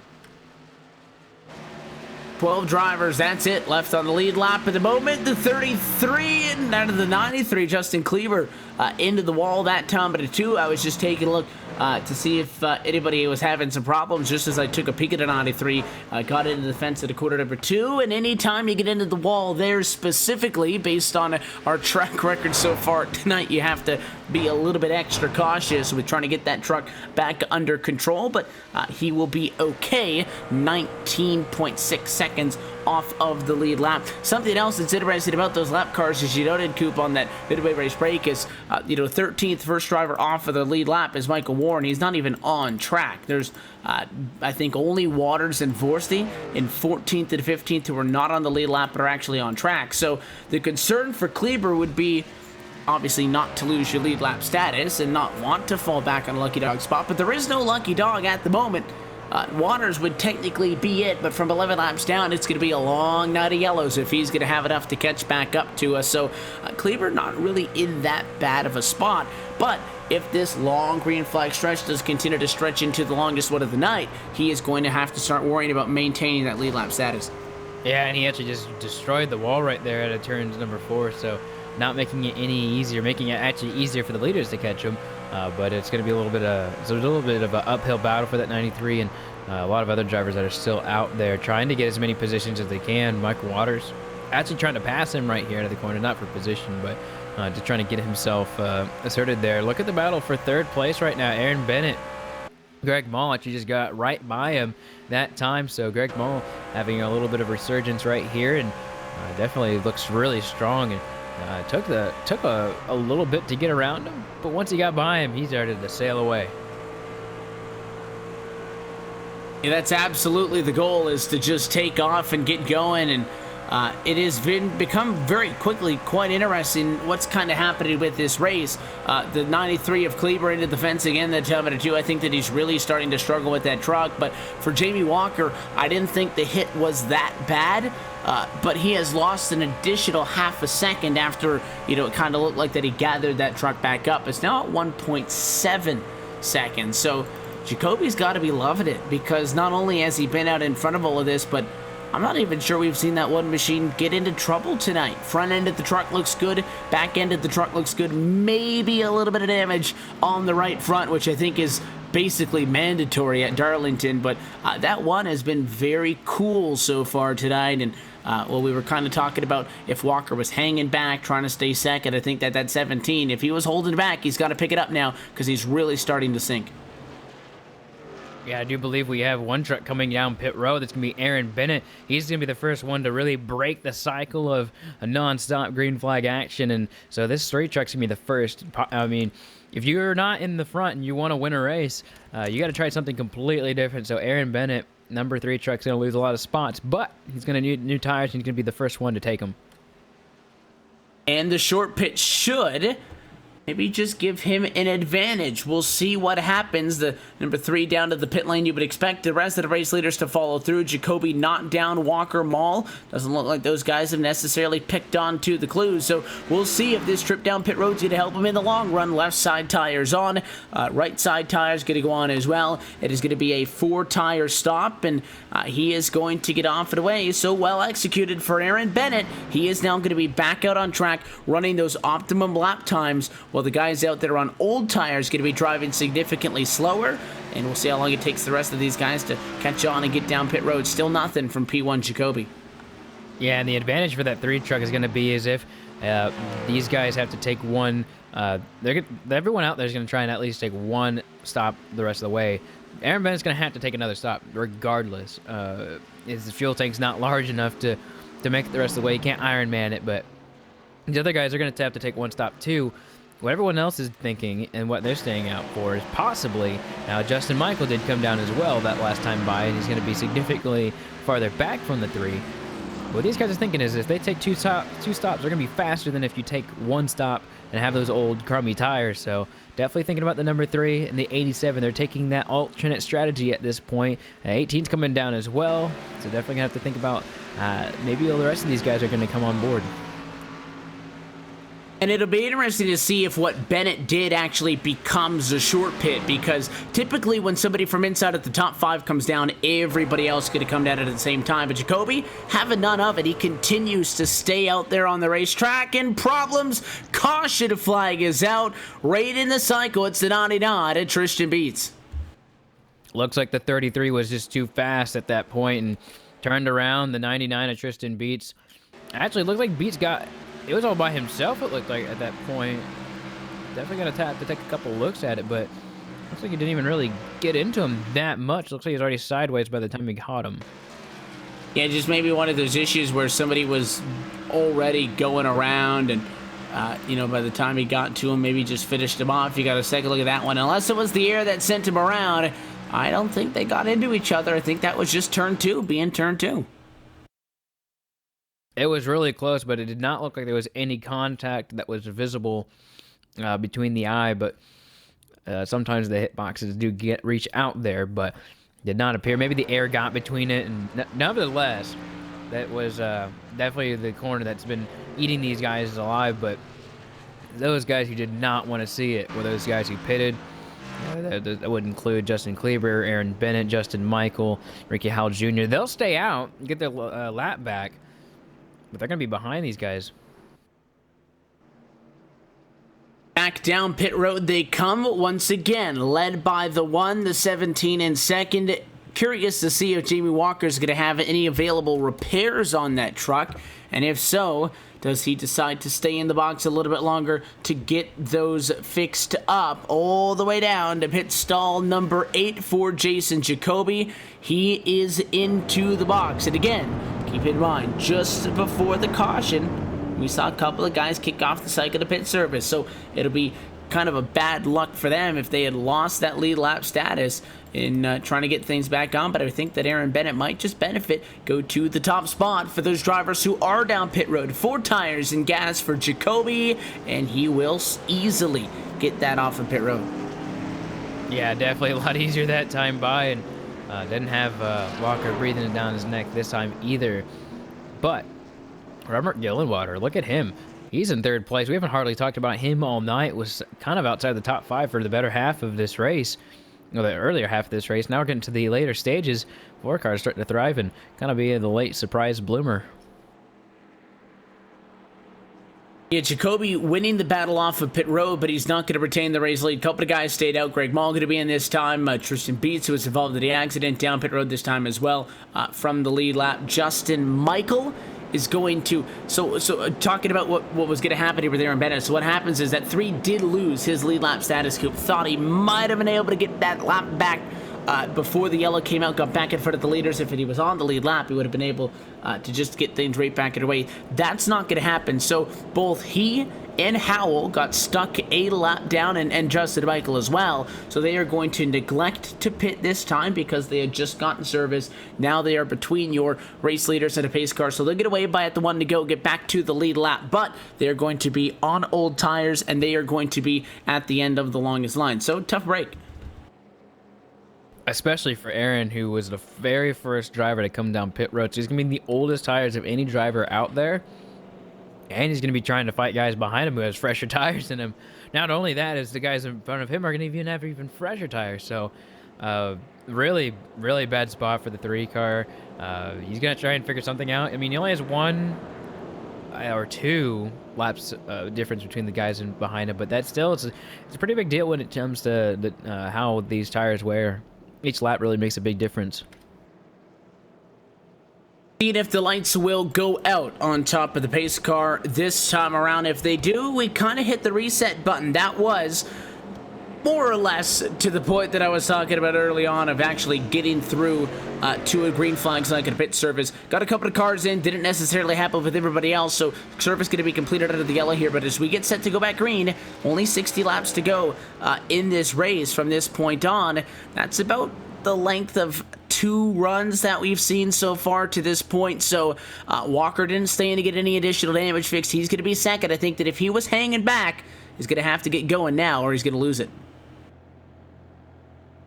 Yeah, and thinking about the way and how many laps these guys have left, they're not going to be able to make it to the finish of this one on this tank of fuel. So they're going to cut it close, and maybe some of them will try and save fuel and maybe spoil it. But I think what most of these guys are going to do is try and split this run in half and try and make it that way and get the most out of their tires. So definitely something to think about as they're going to be coming to 126, and have just a little bit under 60 laps to go. Pace car off and away. Jacoby's been waiting quite a bit all night, and he gets the 17 on that one. Early onto the gas, and another great takeoff for Jason Jacoby. Green flag, and we're back at it. Oh, wow. Huge huge lead right there. 3/10 at the line, and it was only increasing when they got past the line. And look at the battle behind him. A resurgence from a lot of drivers. Gillenwater third, but he just got passed by Seth Foudy, who had a completely destroyed front end. I don't know if the crew just completely brought a new front end, but it looks good now. And 22's all the way back in third somehow. And you got Greg Mall trying to get his way back up. He pitted, I think. He's already up his position from the start. So a lot of game changes, but look at back into the front. Battle's still going on. And the 17 looks pretty sporty again. He was more or less there. Fell back to about 6/10 of a second off, but then got into the fence, and it really hurt Jamie Walker. Fell more than 2 seconds off of the top spot. Well, he is back and looking to the inside. Not going to make the challenge quite yet with 61 laps to go, though. I think that 17's looking pretty good. And all while that happened, there was a little bit of 4 wide action on the back straightaway that included the 17, or the 18, the 11, and the 3 of Aaron Bennett. They were not going to do that. It was going to be really scary going to the turn 4, and all 4 of them backed off. So they're actually chatting about that on the radio. It's just a little bit comical to go 2 wide is hard, go 3 wide is insane, and to go 4 wide is just, I don't have words for that. But look at the 17, looking to the inside, giving the fake inside move there, and seen him do that a couple of times. And as close as he is, it's incredible how much he can kind of play around with the one. He doesn't appear to have the fastest truck, but whether he can at least try something different and get an edge, it's what that 17 truck is looking for right now. I want to see if maybe somebody else can get into this battle, though. Foudy or Gillenwater or Simley running 3rd, 4th, and 5th. If they can get themselves into the battle for this top position, if maybe that'll add an extra element, because Walker looks good. Again, he was really faded on that other run. It might have been the old tires, probably didn't help that he had the damage, got that truck fixed up in the time that he spent down into the pit box, but I'm not convinced that he's going to be able to get around Jacoby just straight up. We've seen a good amount of passing tonight inside of the top 5. Most of it has been very cordial, though. You let somebody go, take a position away, and so on and so forth, but for the race late, I think that you're really going to have to get up on him and make the move happen, and I think that one machine has just been too smooth tonight that he wouldn't give up that position. Yeah, you would have had to done it a lot earlier to get that position, and I don't think that the 17 truck at this point has the truck for him. I think the one truck really has to make a big mistake in order to get as big of a run as they had earlier on the leaders. It just seems like the one truck is kind of an unstoppable machine right now. Ever since he took the lead, he hasn't really let it go on the speedway.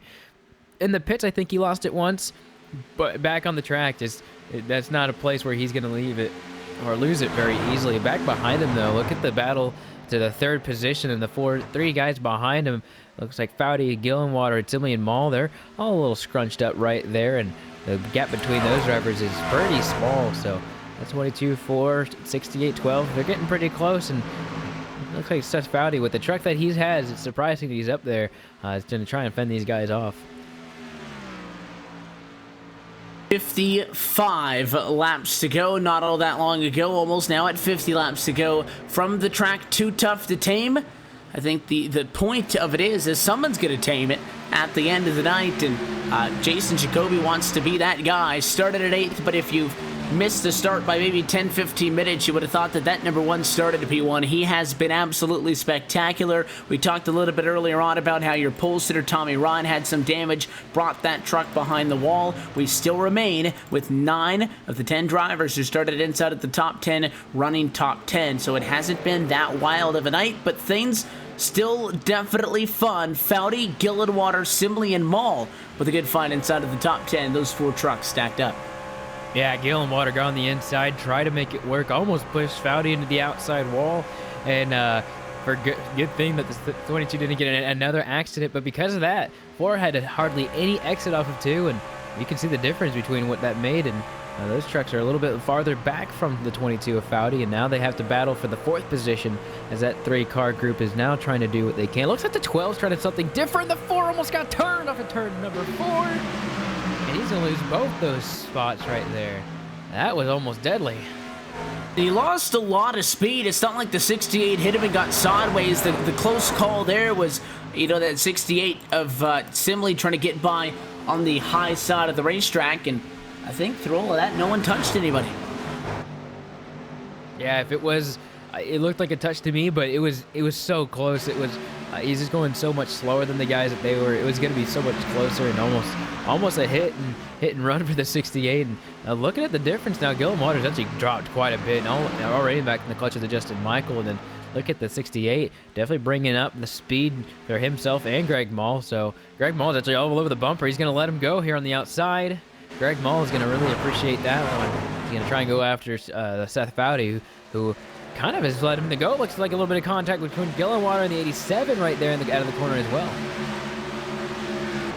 A couple of these guys chatting on the radio now, trying to figure out what happened. Justin Michael said that he received a 4X for that contact, and that was another tight one where, I mean, the 87 right there might have grazed him. You know, when I hear hit, you think, you know, you kind of hit him and you stop because he kind of cuts off your path there. He might have grazed that left rear quarter panel of the 4, and Gillenwater got out of the way, made sure that Aaron Bennett was able to get on through. So we told you, though, later in this race, things would start to get chippy. We're at that point. Yeah, we hardly saw this at Bristol, but I thought, you know, if we're going to get to Darlington, we're at least going to see a little bit with these guys, and that's exactly what happened. And another swap of position is going to be Greg Mall getting past Seth Foudy with ease, might I add. 22 had really nothing for him, and 68 tried to squeeze in as well. Didn't quite work out, but as soon as we start talking about those guys behind and leave the lead alone, leave it to Jamie Walker to bring his truck really close to Jacoby, as they're only a tenth apart from each other, and Jamie Walker really closed up the gap that last lap before. Lost a little bit this time by, and lost it a little bit again. Some sparks flying off of the back of the one at Jason Jacoby that time in the corner. Not even sure if that's a hard enough lick to consider it a Darlington stride. Just a little bit of a shower for that 17 to Jamie Walker, who is still there, where he's been pretty much 3/4 of the night to this point, and that's within 3 truck lengths of the one. And I'm, as every single, and again, tonight and the racetrack like this is not really like a plate track. At a plate track, if you're hanging it back and you want to be in second, you stay there because you don't want to make the move too early. In a racetrack like this, you know, the 1.5 milers, even a place a little bit shorter, like a Richmond, for example, which we will see in 1 week's time, you hang back because you don't want to get up into things where you've got to be racing too hard too early. You can't afford, I think, in my opinion, if you're Walker, to hang back in second and have another mistake like you did in the last run, get into the fence, drop back 2 seconds, you're out of this thing. So with every passing lap, I get a little bit more skeptical on your call, Coop, that he's hanging out there. I think that if the 17 is, he's got to shift into gear quickly because while Jacoby's there, once you start to run out of laps, you start to run out of options. Yeah, and it looked like he may have just touched the wall right there. And as I think you said earlier, the one's in the wall now. I was about to say that the one truck has been very solid this whole time, and I ate my words before I even said them. And the 17 truck's going to look to the inside for the lead. Here's our first battle, and it's going to be close. 17's not going to quite get there, but that's the first fault we've seen from that one at Jacoby right there. Oh, and he gets real loose off of 2, somehow hangs on to it. He must have been to do a little bit of dirt earlier this week to catch that one. But wow, look at that. Look at that one truck. Got in the wall pretty hard, and that allowed the small mistake from Jamie Walker to be not as bad. Almost like these guys are starting to feel the pressure of the laps continuing to wind down. We are inside of 40 laps to go from the Darlington Raceway, and it's go time. You got to get up on the wheels, start racing, and that very rare mistake by Jacoby. Not that Walker's been making a lot of them, but you know, here and there, once or twice, maybe 3 times tonight, we've seen him get a little bit out of shape, get up into the fence. That may be the first time we've seen a visual blunder under Jason Jacoby, and he was able to recover well. A little bit of a bobble by the 17 helped, but these guys are definitely aware of each other now that they got to get side by side for just a little bit, and I don't think that they're going to be racing strategically from this point on. I think they're going to let their right foot do the thinking. Exactly what I was about to say is that it's a little bit too far past the point of trying those pit stops. Although in about maybe 10 laps they could maybe think about them, but it's doubtful at this point. But you got to think about it. But Jamie Walker just lost a ton of time, and the fastest truck on track, believe it or not, is actually Greg Mall, at least that last time by. So he's starting to really get these guys, and he's faster than Jacoby. Actually, that last time by, he was slower than Jacoby by about 2/10, and then a lot faster than Walker. So navigating that lap traffic that last time by probably didn't help either. But Greg Mall was faster than them a couple laps ago, but made a big mistake. So as soon as I said it, looks like the LSRTV curse is real. Yeah, I'm just going to leave that one to you with that 9/10 of a second now disadvantage for Jamie Walker. And if he finishes second, you get to talk to him post-race to make sure that you have an opportunity to apologize to him now that he's a second back. These guys are really, though, all by themselves. Third and fourth and fifth, they've been there, but as we've said many a time, that first and second has definitely been the go-to guys tonight. I mean, they have been on each other and they have been pulling away from everybody else. But 5.4 seconds may be one of the bigger gaps we've seen between second and third tonight. So it's not like Jamie Walker has a concern unless he really has a big problem. Where he would get into an issue and risk losing that second spot. If he doesn't want to push it, doesn't think he can get to the top spot, he has a second place spot safely locked up, and that would do more than enough, I believe, for him to be able to hang on to the championship lead out of tonight. Came in with a 13-point advantage over Justin Michael. Michael back in the number 5 spot at the moment, so Walker in a good spot. Winning or losing this race is not going to put him in or out of the chase for the championship. He's good to go. He has the best average finish out of anybody in this season, and you take a look at the championship standing, something that we talked about a little bit earlier on in the race coupe. One thing that I find interesting is Walker comes into tonight on top. He has 1 win, but he has an average finish of an 8.2. Justin Michael has 7 wins, but an average finish of 9.4. And an average finish in a single digit is still spectacular, don't get me wrong, but it's the weeks when you don't win is how you win a championship. And those second place finishes by Jamie Walker, which may not necessarily show up on the highlight reels and all that, is what has put him in such a good position. That is what has won him titles in this series in the past, and doing a good job right now, hoping to do what he did back in 2015, and that is win this USR championship. And really, these next 2 races tonight, next week, a lame duck event for him because he's in. He's just trying to get through, test a couple of things out, and as we've noted, that fun really kicks off when we head to Atlanta.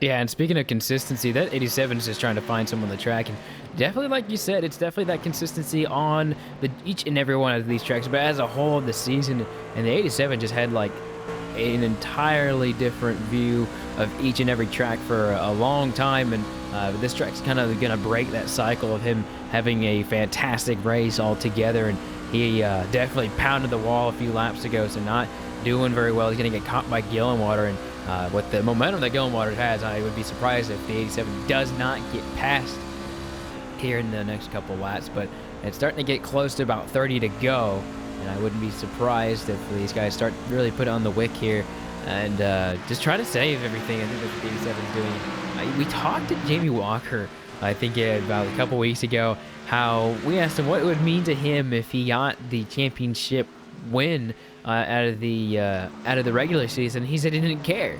He said it wasn't a big deal to him, and then when you asked Justin Michael if he wanted to win it, he did. And it's just really interesting to see the 2 different minds. And speaking of 2 different minds, Justin Michael's going to come down pit road. Maybe for the final stop, and that little bit of a short pit may give that 87 an upper hand over the likes of maybe Maul, Simley, and Gillenwater. I'm not sure what kind of pit strategy would get you an extra 5.5 seconds, but nonetheless, he is down pit road to get his final set of 4 Goodyear Wrangler tires, and of course enough Sunoco race fuel to make it to the end. Jacoby not gonna pit, neither will Jamie Walker. The top 3 don't bite. Yeah, not quite, and they got to do it in the next couple of laps. Otherwise, it would be almost a waste to come down. You'd see Gillenwater, like you said, Simley coming down, but like you said, Seth Foudy's not coming in right now. Maul, Walker, Jacoby, they're not going to do it. And for their piece, they're staying out there because they're still fast. They're the fastest trucks on the course. And you got to believe that the other drivers are coming in because they know they're not. And they're multiple seconds behind. And they have to try something different. These guys want to try something different, just so they know they at least tried something different. They tried a different strategy. They tried the second plan. And if it doesn't work, then you don't really lose that many spots. I think the farthest back they can go right now is 12th position. So for some of these guys, it's like, I don't mind losing 3 or 4 positions. It's not a big deal. For these guys up front, if they try it and it doesn't work out, they're going to lose a lot more. Jason Jacoby just queued up on a radio, said that he will be coming down pit road this time, and don't worry, he made sure that Jamie Walker had also decided to not pit that time around before he queued up on a radio as to not tip off the 17, but you could probably expect to see both of them come down pit road. Jacoby going to go to the apron. He will slide that one on the flat, and he will come down pit road. Walker, though, will not, maybe staying out and hoping for a caution as he will assume the race lead at lap 158. Yeah, I think one of these drivers has got to try something different. Because I do believe that the staying out is going to really benefit if they can stretch it. If they can't, then it's going to look like a lame duck before this one is over. But Walker is definitely coming down onto the apron, coming in to get that service, and a little bit of separation between these two is probably going to be good for one of them. I don't know which one, probably Jacoby. But when you're that close and you're fighting, I think it's good to get a little bit of breath and see what you can do on pit road to maybe advance your position. That's a lot of battles won and lost on pit road, and we're about to find out which ones are. Walker has decided to bring that number 17 machine down pit road. That 1 lap difference. Talking about the tire fall off. The last lap Jamie Walker did before he came down pit road was a 29.9 compared to his qualifying time of a 27.8. You're looking at about 2 seconds of fall off. So rough math says if he pitted 5 laps after the first truck came down pit road, he's going to lose 10 seconds. Now, fresh tires, he will have the advantage to the end of this race, but I think that because first and second are so far away from third, fourth, and fifth, it's not really going to make a huge shakeup, but we'll keep an eye. Yeah, and your leader right now is Seth Foudy by 5 seconds over Jamie Walker right now, but it's not going to be, we say 5 seconds. It's going to change here in just a little bit. Actually, he's going to come down pit road this time by, so all but 2 cars a lap down, but since Seth Foudy's going to come down this time by, it's all going to get cycled through, and we're just going to have to see how all these drivers start to cycle through, and it's going to be interesting to see where everyone is at. It looks like right now that one of Jacoby is going to get himself a 3-second lead between himself and Jamie Walker, which is significant considering he was only about maybe even not even an entire second before pit stops. Right now, it is that 22 who just came down pit road. The Pennzoil machine get a complete service for the final time tonight, and he's going to be able to get back out on track. That is going to pass things back over to Jason Jacoby, who's going to be 3 seconds in front of Jamie Walker. Walker's going to maintain about 5 seconds in front of Greg Wall. So through all of that, thought we might have got something out of it. Things more than a lot the same as they were before the pit cycle started.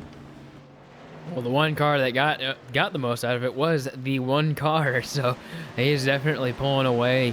Definitely made the best of the pit stop or the entire cycle. And it's not just what you do on pit road; it's how you get into it as well. And watching the way the one truck got down there, he absolutely was as close to the wall as he possibly could be. And he was the only driver I saw do that, and a huge lead between him. And so, gonna have to see how that works out. Lead's starting to get down a little bit, but I don't think it's enough time for Jamie Walker to actually make something work here. Unless he were to, I don't know, say get a caution flag late in this race, I will not accept responsibility for it. But to this point, we are on the longest green flag run that we have seen all night, and for the first time, completely through cleanly of that cycle. The green flag service going to be 20 laps to go this time by. The stats will say no, based on the fact that everybody's got good tires. The truck should be handling pretty good. not going to run these tires down to the rims to the point where the handling's really going to have an opportunity to fall away drastically before the end of this race, and there's only 10 trucks on the lead lap. But history likes to tell us these races always find a way of getting very interesting late in the going, so it's a waiting game, one that Jason Jacoby does not want to think about at all. Yeah, and for me too, I wonder why we even talk about it, because it's one of those things where it's like, oh, we're going to jinx it and you know it, but I don't think you need to, because look at Jamie Walker. He's absolutely taking time off, like every lap, about 3/10, and it's very noticeable and on the track and in on the time scoring as well. And that 1 or 2 laps I think that he took extra is really paying off. Either that or Jacoby's starting to tank it just a little bit, just I don't know, give him a false sense of security, but that's just not the way you do it at a track like this. You go slower, you may not even run through the corner that much better, but another 3/10 off that time by. You're watching the lead get so much smaller here, and it's gonna be just a matter of time before he catches him. If he continues at this rate, that 17 is coming. And I was rather critical of the call by the 17 to not come down right away with Jason Jacoby. In fact, he waited an extra lap, so he should have a lap better tires. It would make sense that he makes up some time, but not at the rate that he has been. At that time, he only made up a 1/10 of a second, but remember what we said, 3.5 seconds? It is less than half of a second in the battle for the race lead, and this thing just may not be over with. Taking a look at 16 to go. Yeah, it's starting to equal out, the tires are, and those fresher tires really paid dividends for the 17 there. And I don't even think the 1 realized how fast he was catching him. I think maybe he just put in autopilot, just, kind of was like, let's just go. And then all of a sudden he sees the 17 STP Chevrolet in his rear view, and he's like, whoa, I gotta get going. So definitely looking for that 17 to maybe give that number 1 a run for his money. It's his race to lose at this point, and it'd be a hard pill to swallow if you're the one to lead so many laps to lose it on something like this. But 17 truck's still coming. But the thing is, I think he's still got to pass him. He can catch him, but he's got to get around him, and that's going to be the hard part. And might have to use the Chrome Hornet at a place like this, and we've seen him get beside him, but we have not seen him pass him. And when you're this late in the race, you're not going to let him by, no matter how many times the 17 has let people by. And that is the key, that people have made passes for the race lead. We've seen, I think the word I used earlier was cordial exchanges of position. You get next to somebody, they let you go because neither truck wanted to end up in the fence. Jamie Walker can get all but 6 inches clear of Jason Jacoby. That one machine is not going to let him go. He will throw it back into the corner. So that is a risk that the 17 is more than willing to take. He's not going to just not try, but Jacoby's going to do everything he can, and he might have to make that one machine very wide and start blocking some lines to make sure the 17 doesn't get on his inside, because if Walker gets inside of him and they make contact, the first truck that's going to end up in the fence would be the guy on the outside, and that would be Jason Jacoby, so he's going to try to protect that position. Yeah, and depending on how hard he hits him, the 17 might go along with him, and they might go both. They both might go spinning, and one happy person would be Greg Mall, but even if they do go spinning, they might be able to catch it, get their cars back together before that 11-second gap gets to them. So I think they can race as hard as they feel like it and not really have any consequences at this point. Don't really know if you want to tell them that, though.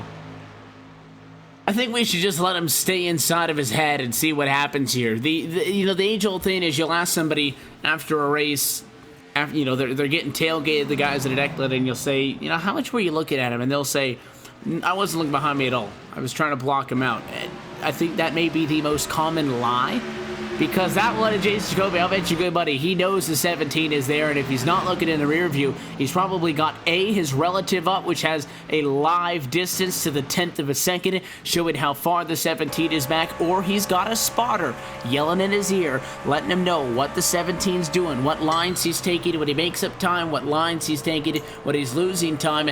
Both of these drivers very aware of the situation. 10 laps to go to figure it out. Although in his case, you do have the option in the iRacing service to turn your mirror off if you don't want to look behind him.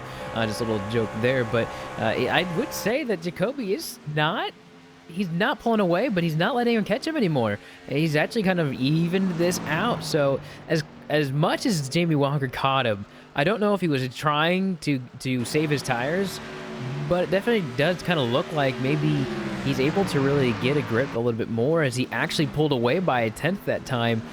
Tires are everything at a track like this, and possibly when he let the 17 get back, he was really just saving tires. I can't say that for sure, but he's definitely starting to scoot away. Maybe missed his opportunity and maybe burned it up a little bit, making that mad dash through the field and back up to him. I mean, he caught up pretty quickly, came down pit road for the final time in this race on lap 159. His fastest lap came at lap 161 with a 28.1. So he was hauling the mail. Jason Jacoby's fastest lap came on lap 12, and it was also a 28.1, so you could definitely tell Walker was not holding anything back come that time. And I think that now, even if he were to be able to pick things back up, he's lost so much time that I think he might have just come up a little bit short. This all assuming that Jacoby can hang on to it, but I think we have to go back now into where we were about 20 laps ago, saying that this is that one machine's race to lose.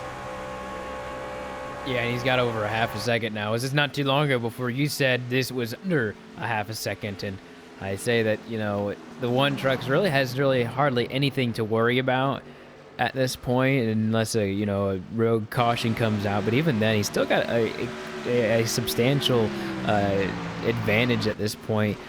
With only 10 trucks on the lead lap, it's gonna be a pretty easy way home, as we're almost to the point of no return. Next time by, if they pass the pace car, it'll definitely be there, and he's just walking away with it. And Jamie Walker's not really gonna have a lot for him. There is some lap traffic up here, so anything can happen, but I doubt that these trucks will really get in the way this late in the race.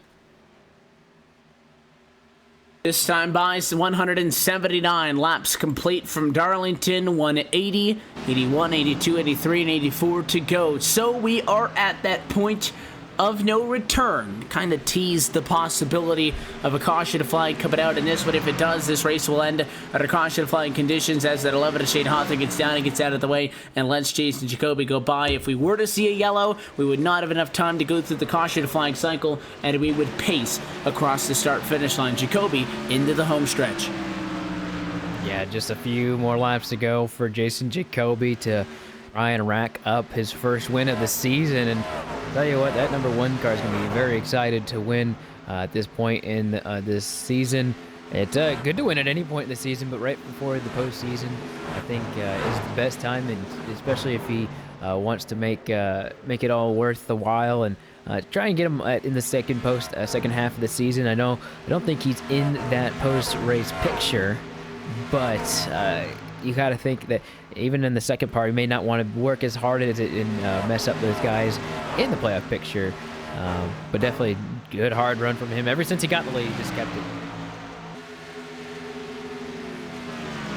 Good to go this time by. Still some lap traffic for Jacoby to navigate. He's going to have to get around Ricky Howell Jr., who runs in 11th position, and he might get to Tristan Beats. He may not, who runs in 9th, the final spot, actively on the lead lap at a moment, 28 seconds off of the lead, or about 1 second in front of the lead. If that 18 catches up to him, the one machine doesn't have enough space to just let off the throttle and stay behind these guys, so I think he's going to have to find a way through. Yeah, most definitely, and there's some contact above, but in front of the leader is too wide for these lap trucks, and I definitely don't want to see that, especially for him, but he's got himself a pretty snug lead as we have just one lap to go.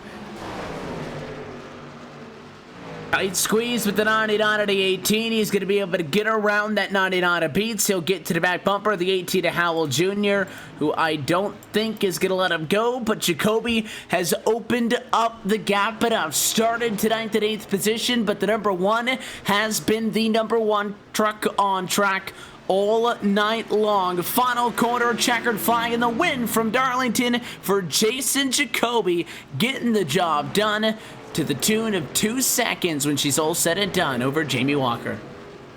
Yeah, Jamie Walker finishes 1 second behind, or 2 seconds behind. Then Greg Ball, he finishes pretty far back in third. Did not get the pit stop in style that he wanted, and nobody really behind these two really had any good pit stops that they were looking for, like the front two did, and that would include Robert Gillenwater getting 4th and Justin Michael finishing in 5th. Some celebrating is due up for the driver of that number 1 Chevrolet, Jason Jacoby, getting the job done tonight from the Darlington Raceway. And you take a look at names who we've talked about all night. Jason Jacoby was somebody who had quite the disadvantage.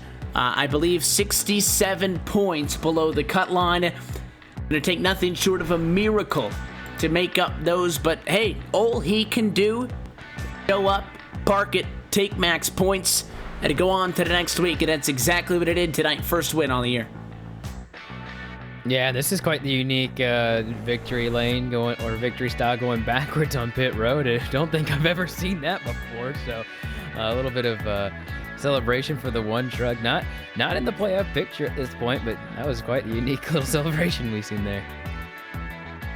And we will await him down pit side, where we will chat with him in just a moment on our LSR TV post-race show. We'll take this quick opportunity to step aside one final time, and we will chat with Jacoby Walker and Ball, your top 3 finishers in tonight's BNC Lawn and Landscaping 250. You're watching LSR TV's continuing coverage of the United Sim Racing Truck Series and iRacing Live post-race from Darlington when we come back.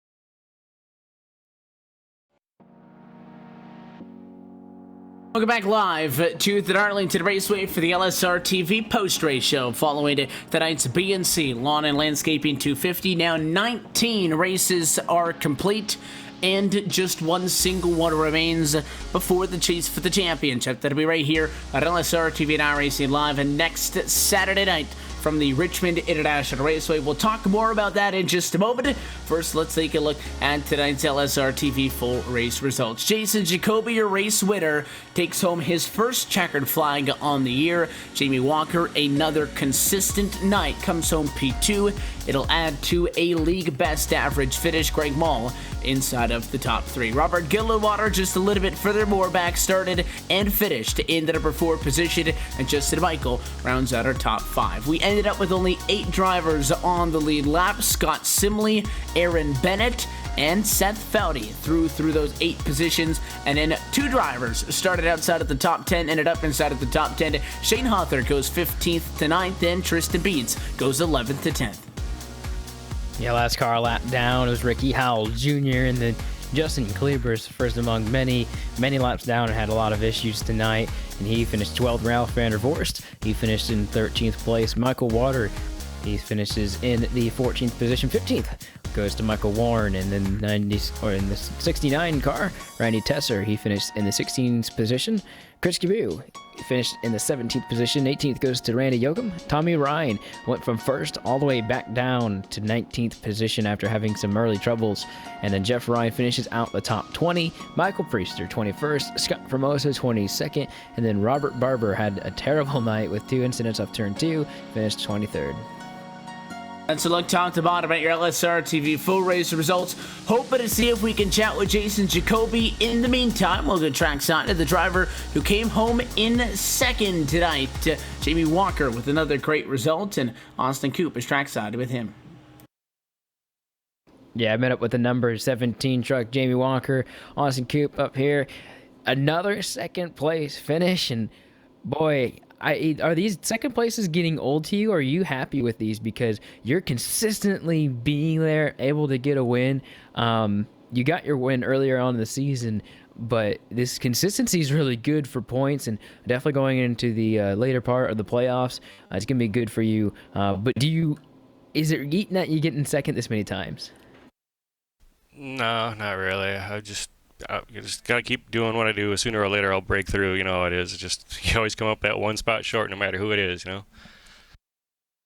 Yeah, we saw you in second place most of the day. When it came to pit strategy, we saw you eat up that 3.5 second gap between you and Jacoby. Were you hauling the mail, or do you think that he was maybe saving his tires a little bit, waiting for you to catch him, and then he was going to get off? Truthfully, I think he was saving just a little bit, and I just wore myself out that last run there, and I'm exhausted now. I just got to catch my breath, you know. Yeah, talking about Darlington for sure. This is not an easy track, and for as consistent as we see you to be second at a track like this, just really says how you basically have ringed almost every track in a spectacular fashion with the finishes that you've been able to muster out with these. How difficult was it out there? Was it different than it was in practice and qualifying out there? It was actually really, really hard to pass. You'd get a run on somebody, and you'd get afraid that they'd bump the wall in front of you, or you would bump the wall, or it was just a hit or miss thing. And like I said, I was just trying to buy my time, waiting for him to make a mistake, and he never did. Well, you're no stranger to getting second, but as always, we'll let you have a chance to give any thanks out to who makes it happen for you. Of course, you guys up in the booth, you guys do an awesome job. Aaron and all my teammates down there at Young Guns, they do an awesome job helping me out throughout the week. And then also threw on this STP throwback paint scheme for the weekend. It was pretty fun to bring this out. I enjoyed it. Well, thanks for giving us a moment of your time. One more race before it's all over, and we start anew on the next grid. Next, we're going to go down to Evan, who's caught up with Jason Jacoby, who is in victory lane and probably a very happy guy.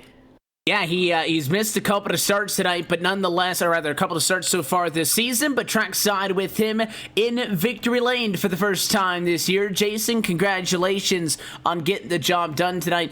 You started 8th, but that truck might as well have been on pole. It didn't take you long to get up there, and Jamie was there a couple of times, and really for a lot of the night. I mean, 2 truck lengths off there.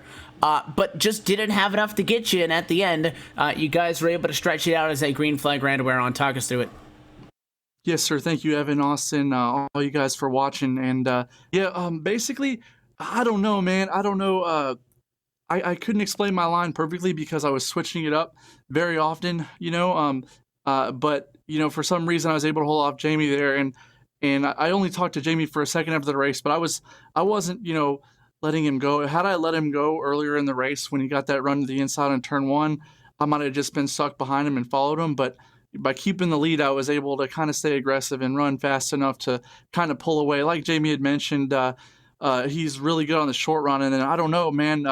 I guess I was just better on the long runs, I guess. Well, it looked like that you guys weren't tired at all, considering after about 2 hours of action, you did a couple more laps up and down the pit lane there at the end of this one. Only at the end there did we see, getting all the way through a cycle of green flag pit stops. Do you think that those yellows kind of helped out those guys behind you stick with you? Because at least from up here, it looked like that your strong suit was definitely on the long runs. Now, you guys did a really good job of getting out and away on those restarts to get clear and hold that position, but it looked like the longer the run went on, that longer the gap got between you and whoever was behind you.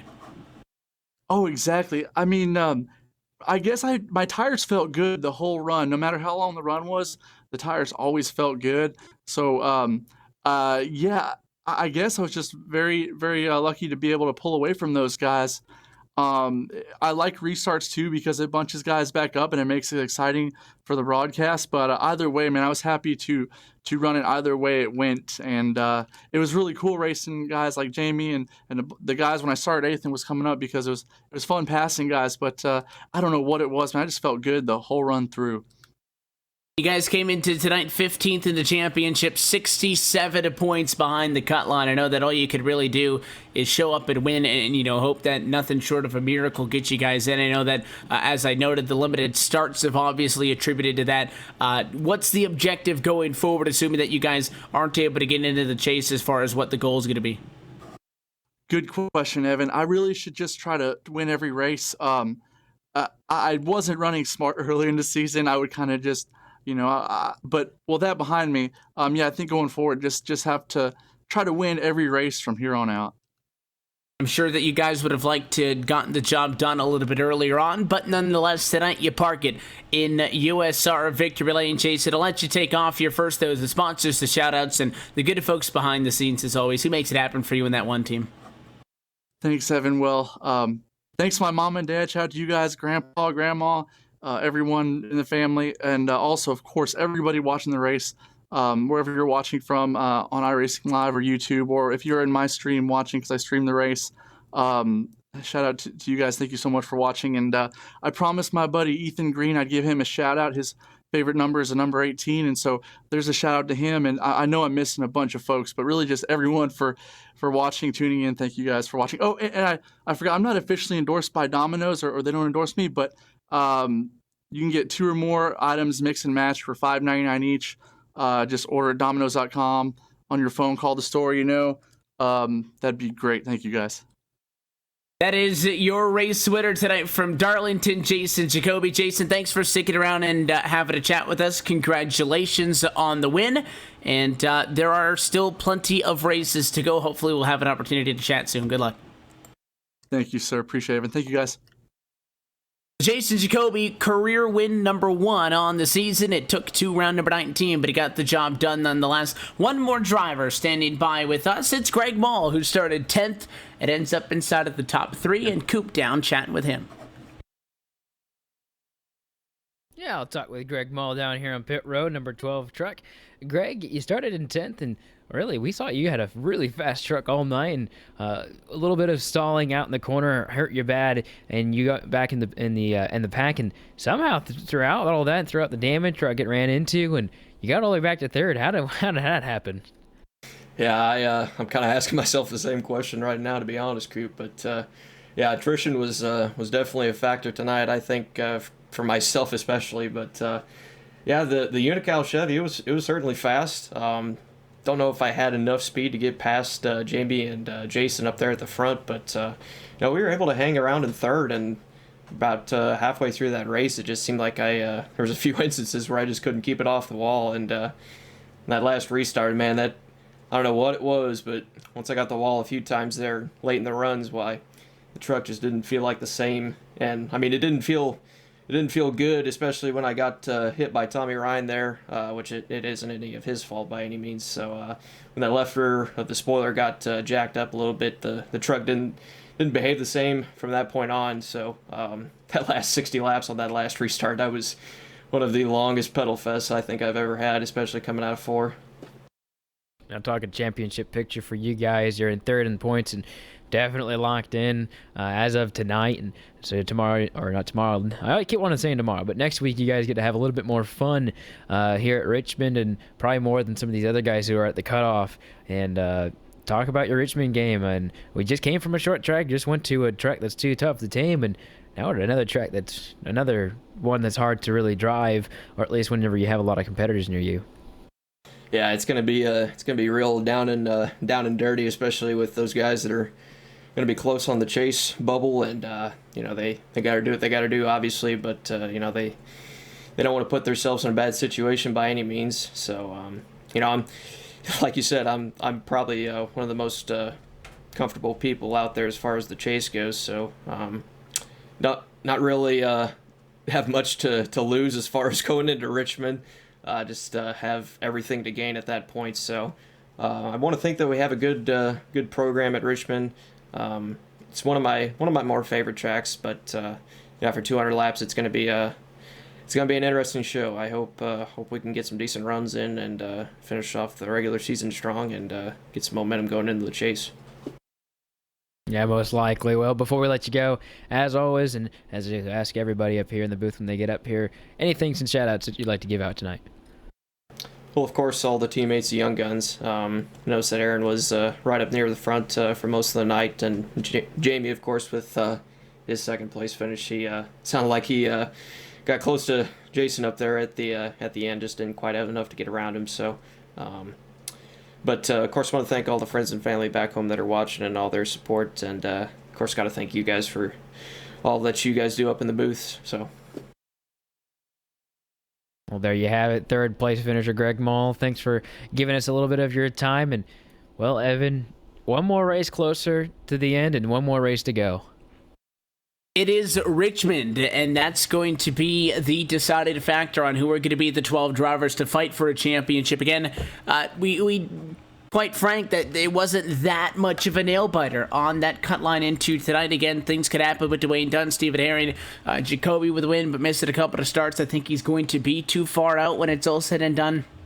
Even if he is to win next week, I don't think that would be enough to make up what was into tonight, a 67-point deficit. So we look on to Richmond, and, even if there isn't that coming down to the last lap, who's in and who's out moment, Richmond is still a very fun track. The short tracks are always a blast in these trucks. Yeah, you know me. It's going to be a heck of a lot of fun for me, and I think for these drivers, I think it's going to be a little bit too close or too far away for the two drivers on the cutoff line, especially since neither of them actually showed up, I think, today. So that deficit to those two is going to stay the same of 17 points. If either of them actually raced, it would have definitely, I think, completely erased the other's chance of getting a sweep. But nonetheless, definitely going to be a track that's going to be fun for whoever's up front. I'm always looking for the 17 and 87 to get close to each other, and looking for that surprise winner. We saw Mark McCrary win last week. It was his first career win, and a lot can happen at these short tracks, and maybe another sneak win can come in for one of these guys who don't really get it at that point. At the bigger tracks, but when you get to the shorter tracks, they can really punch it down deep. 'Cause that's kind of where your iRacing roots are, is at those shorter tracks. It is going to be an exciting regular season finale. And of course, we're just kind of chomping at the bit here, waiting for that chase for the championship to get kicked off in 2 weeks' time from the Atlanta Motor Speedway. So that's scheduled for the chase for the championship, just a tad bit different than the strict for Monster Energy NASCAR Cup Series playoff picture, but it is going to be exciting nonetheless. We hope that you enjoyed our coverage tonight, and we hope to see you tomorrow night for a special presentation of LSRTV and iRacing Live for Day 2 of the iRacing Spring Classic from Eldora. You can find more information about that on our website at www.livesimracing.com, and you can also get some more info by keeping up to date with us on our social medias. You can give us a like on Facebook, That'll be facebook.com/LSRTV official. Also encourage you to make sure to follow us on Twitter as well. That'll be twitter.com/LSRTV. Until next time, on behalf of the entire team at LSRTV, for the folks behind the scenes, and for the broadcast crew tonight, for our producer Cisco Scaramuza, for Austin Coop, and myself, Evan Pizzoco, want to congratulate first-time winner Jason Jacoby on Dancing with the Lady in Black and coming out on top tonight for the Darlington Raceway. We will see you next Saturday night. It is the regular season finale for the United Sim Racing BNC Lawn and Landscaping Truck Series from Richmond. Coverage will be right here on LSR TV, the voice of sim racing. We'll see you then.